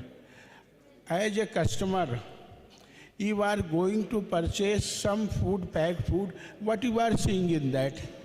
Can anybody come and tell? As a customer, you are going to purchase some food. What you are looking for? Tell something. As a customer, you are going to purchase a food. What you are looking for? Tell me.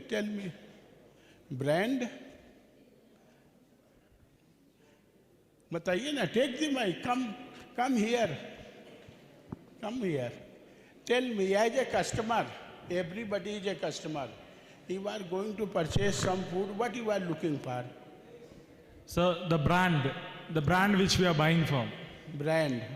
Then best before expiry, also that is must be date of manufacture, must. Then manufactured by. Then your nutritional value are you looking for?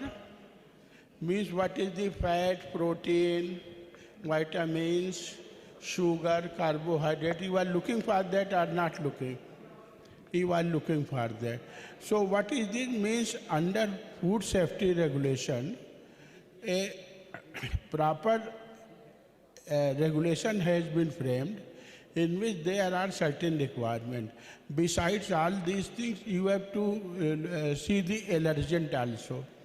So suppose you are milk allergent, and if you have purchased any food which contains milk product, then it will be harmful to you.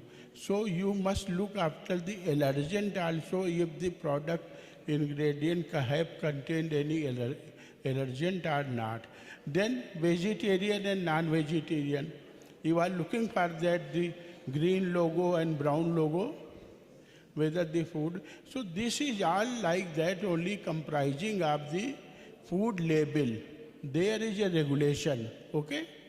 So non-compliance of any of the item either falls by the way of false declaration or non-declaration or wrongly declaration or exaggerated declaration amounts to misbranding. Branding doesn't mean only the brand that a manufacturer is, particular brand is famous. That is for the purpose of his business. So, okay, so any of the violation that amounts to the misbranding. And for mixed branding of any food, there is a maximum fine of 3 lakh rupees, one at a time, depending upon the nature of the misbranding.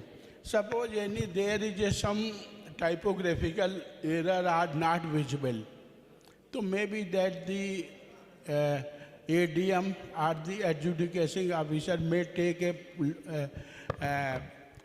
polite view, may fine 50,000 rupees.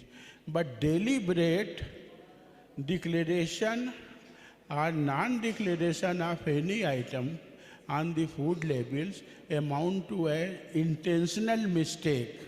So for this also the adjudicating officer may take a serious view and make a fine up to 3 lakhs rupees.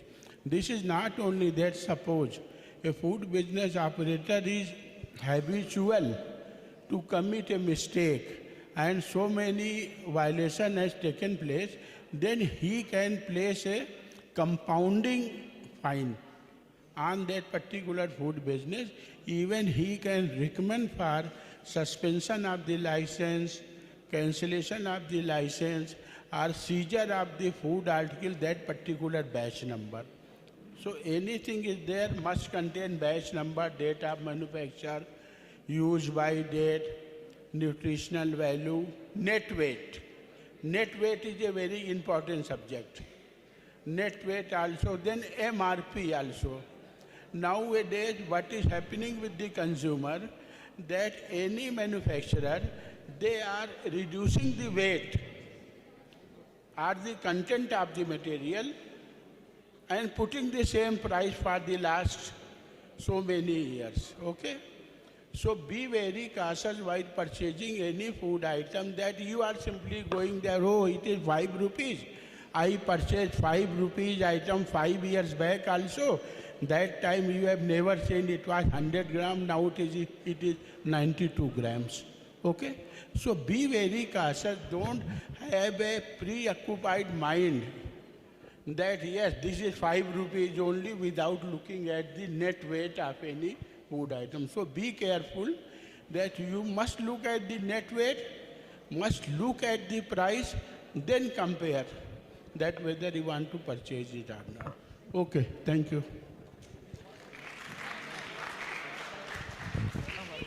I think you have understood what is misbranding.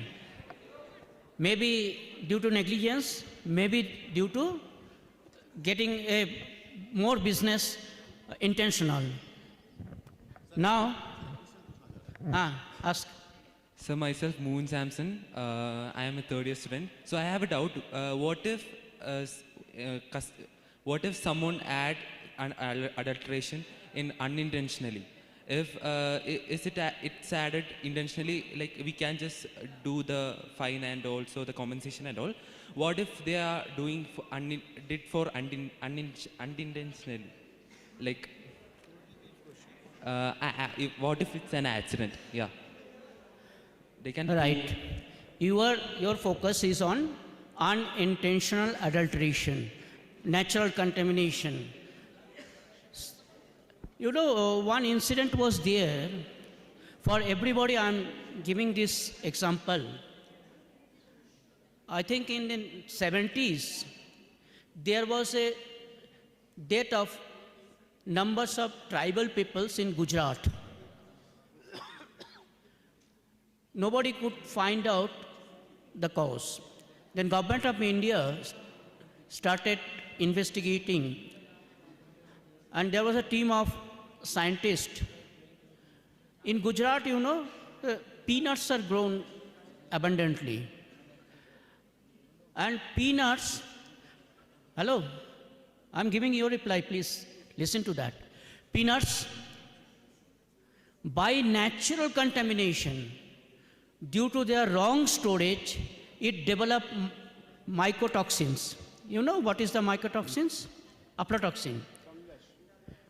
Fungus is developed and aflatoxin is penetrated inside the peanuts, and they being poor people, and not very much educated, they consume that and they died it.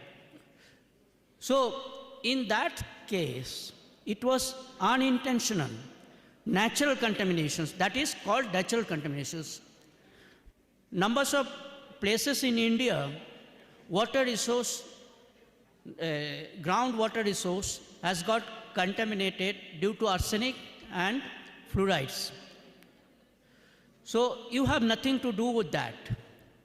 So these are, if you have used that water without testing, without knowing, that arsenic will come to your product, and your product will automatically, after testing, it will analysis, it will fail. But when you are adding water to milk, it is very much knowing you are adding. So this is intentional adulteration. Understood? Anybody has any more clarification required? That is why it is natural contamination. It is called, by nature it has come. Sometimes heavy metals, pesticides, these are, and microbes, E. coli, like Salmonella, these are coming from field. Food is growing in the field. Field is a open and it contains natural microbes there.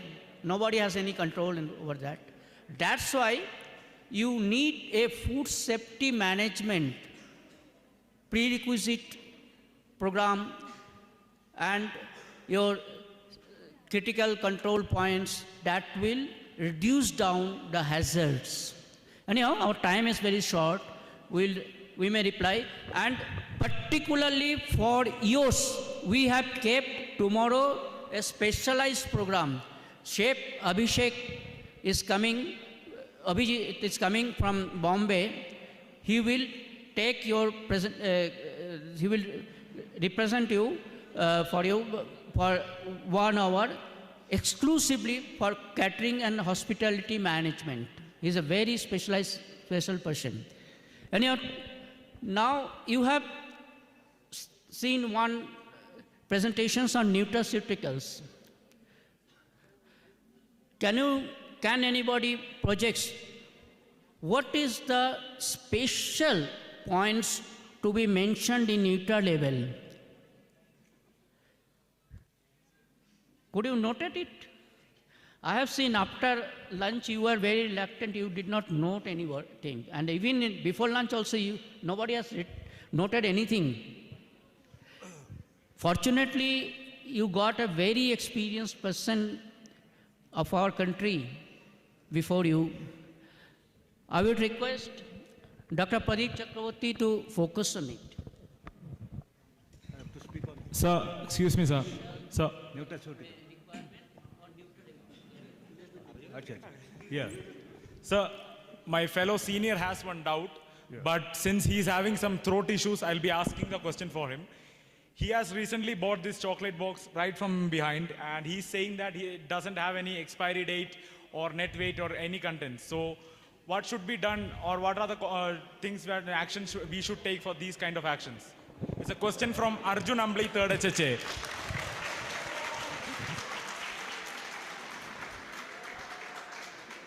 First you tell, it is for your gift or business purpose? Sir, he purchased this for his own and he purchased, commercial purpose? Yes, commercial purpose. Did he get any receipt for that purchase? No, sir. And that is a mistake you have done. You did not have any proof for the, learn. Whenever you are purchasing any material from anybody, particularly medicines and food, you insist a cash memo or voucher or bill, anything with date of batch of production, date of manufacture must be written on the bill. Okay, local shops, they don't give. If consumer becomes aware, this is a question of not food safety, this is a question of Consumer Protection Act. This is under the Consumer Protection Act. If all the consumers started to refuse to purchase that product, automatically his business will wipe out. The consumer must be aware. For that, our Acharya Sahab has kept one consumer food safety on wheel program to aware the consumer. And during the tea presentation, some person was presented tea board. He was showing how the adulterated tea can be detected. He was showing you with a beaker and spreading tea leaves over the water, beaker with water, how the color percolates. Consumer is a god.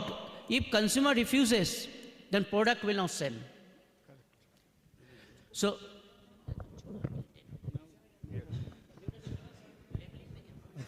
hello. In the morning session, actually, I gave a brief presentation on nutraceuticals. So how nutraceuticals are different from drugs actually, because nutraceuticals means nutrition plus pharmaceuticals, and the drugs completely belong to pharmaceuticals. So when you are making any nutraceutical products actually, this labeling is very important. Most of the products fail due to labeling failure, and these are also not allowed to be sold in the market. So this in the labeling regulations, we have this labeling, packaging and labeling regulation 2011, but it has been trifurcated.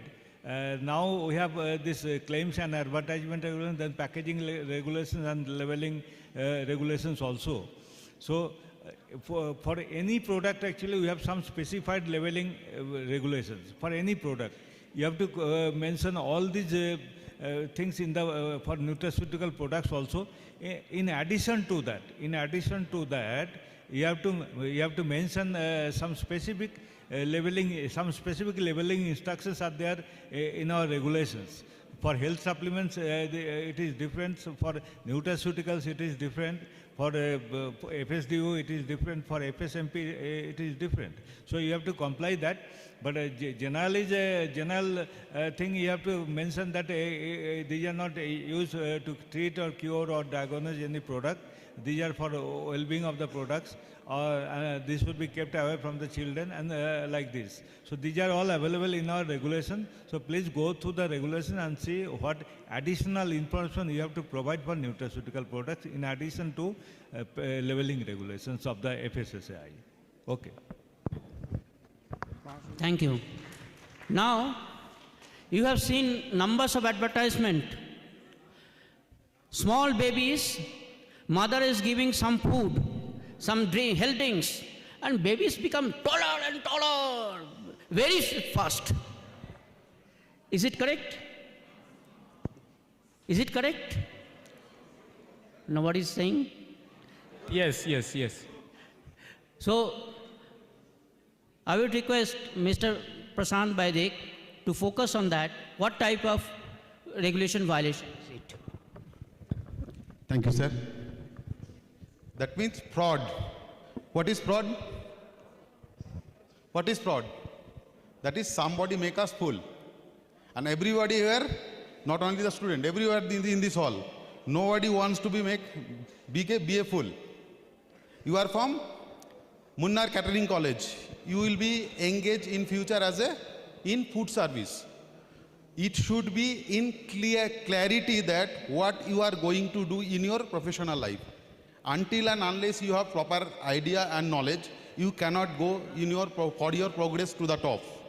That is the primary condition for everything. First, in our session, our question was this: quality and safety, which is very much related to your service.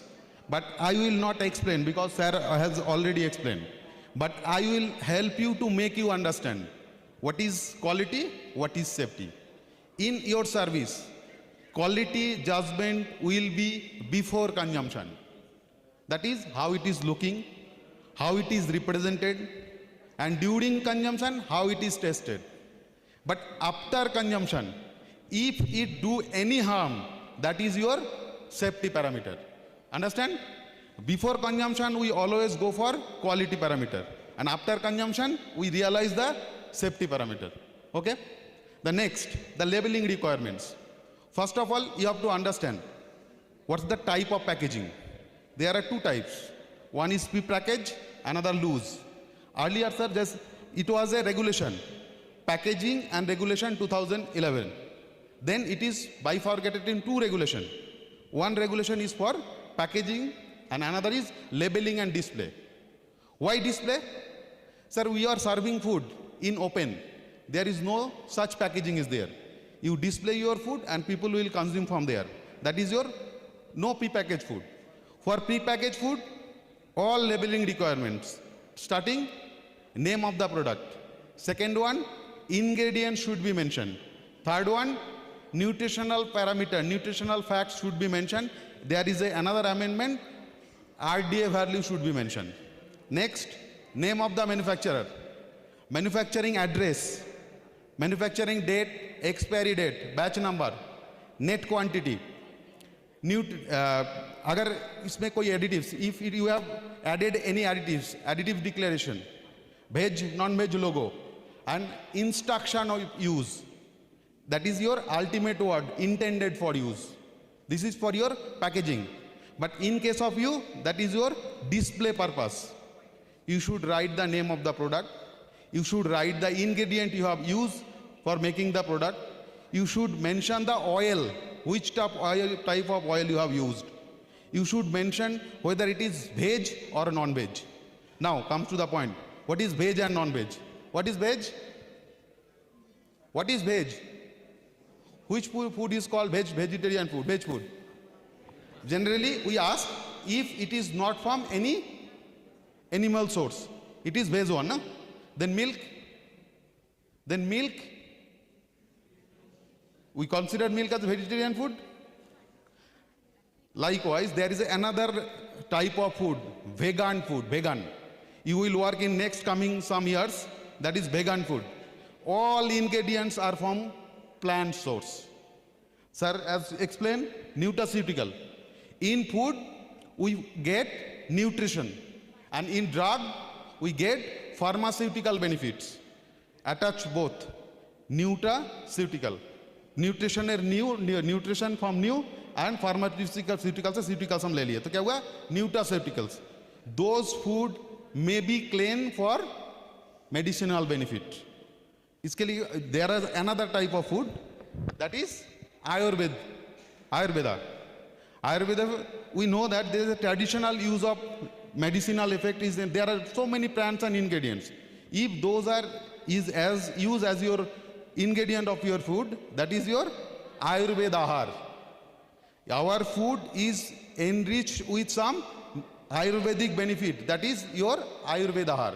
Then in times of fraud, whenever your food contains any types of health benefit which has a scientific judgment, then only in your advertisement, in your label, you can claim that. If you don't have any scientific evidence against your claim, then you cannot claim on your through your advertisement or through labeling. That is called as a fraud. Thank you. So can you write pure milk in your label? Pure milk.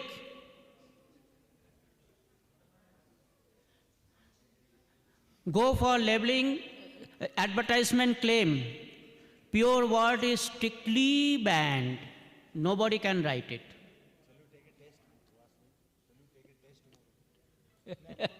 No, don't burden them. So thank you for giving your time, your patience, and you are going to be leaders in future. Tomorrow, particularly your hospitality management people will come to give you proper presentations. Thank you. See you on tomorrow. Thank you.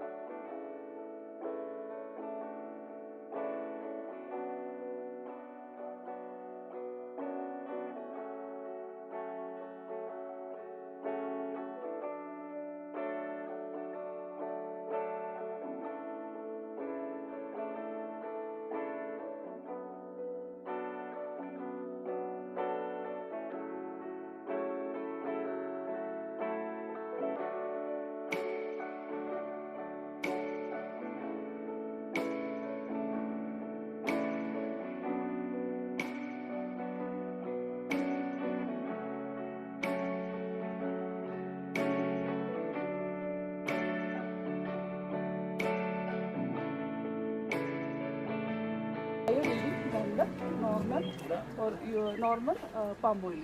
So normal palm oil reading is 23. So when it is reheated and or heated in excess duration, the polarimeter reading goes up to 25 and 32. So in that case, we'll tell the FBOs to discard the oil and use new oil, or the fried items also will be disposed based on this. This is polarimeter.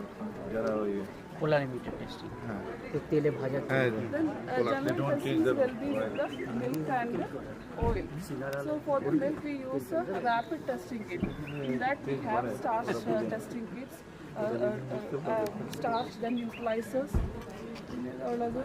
urea, formaldehyde, and detergents. So these are the common class of adulterants which people use in milk. For example, neutralizers. You know that when milk undergoes degradation, its acidity will increase and curdling starts, and that is due to the production of acids in the milk. In the acid, you know which acid? Curdling, lactic acid, right? So this neutralizers will reduce the acidity. For example, sodium bicarbonate. It is a weak base. So when it is added to the milk, the curdling process will decrease. So we take approximately 5 ml of milk, and we have a neutralizer reagent. We add it. So we add the neutralizing reagent to the milk. If it goes to the deep pink color, deep red color, neutralizers are present. So one common example for neutralizer is sodium bicarbonate or baking soda. So this doesn't contain sodium bicarbonate. So another one is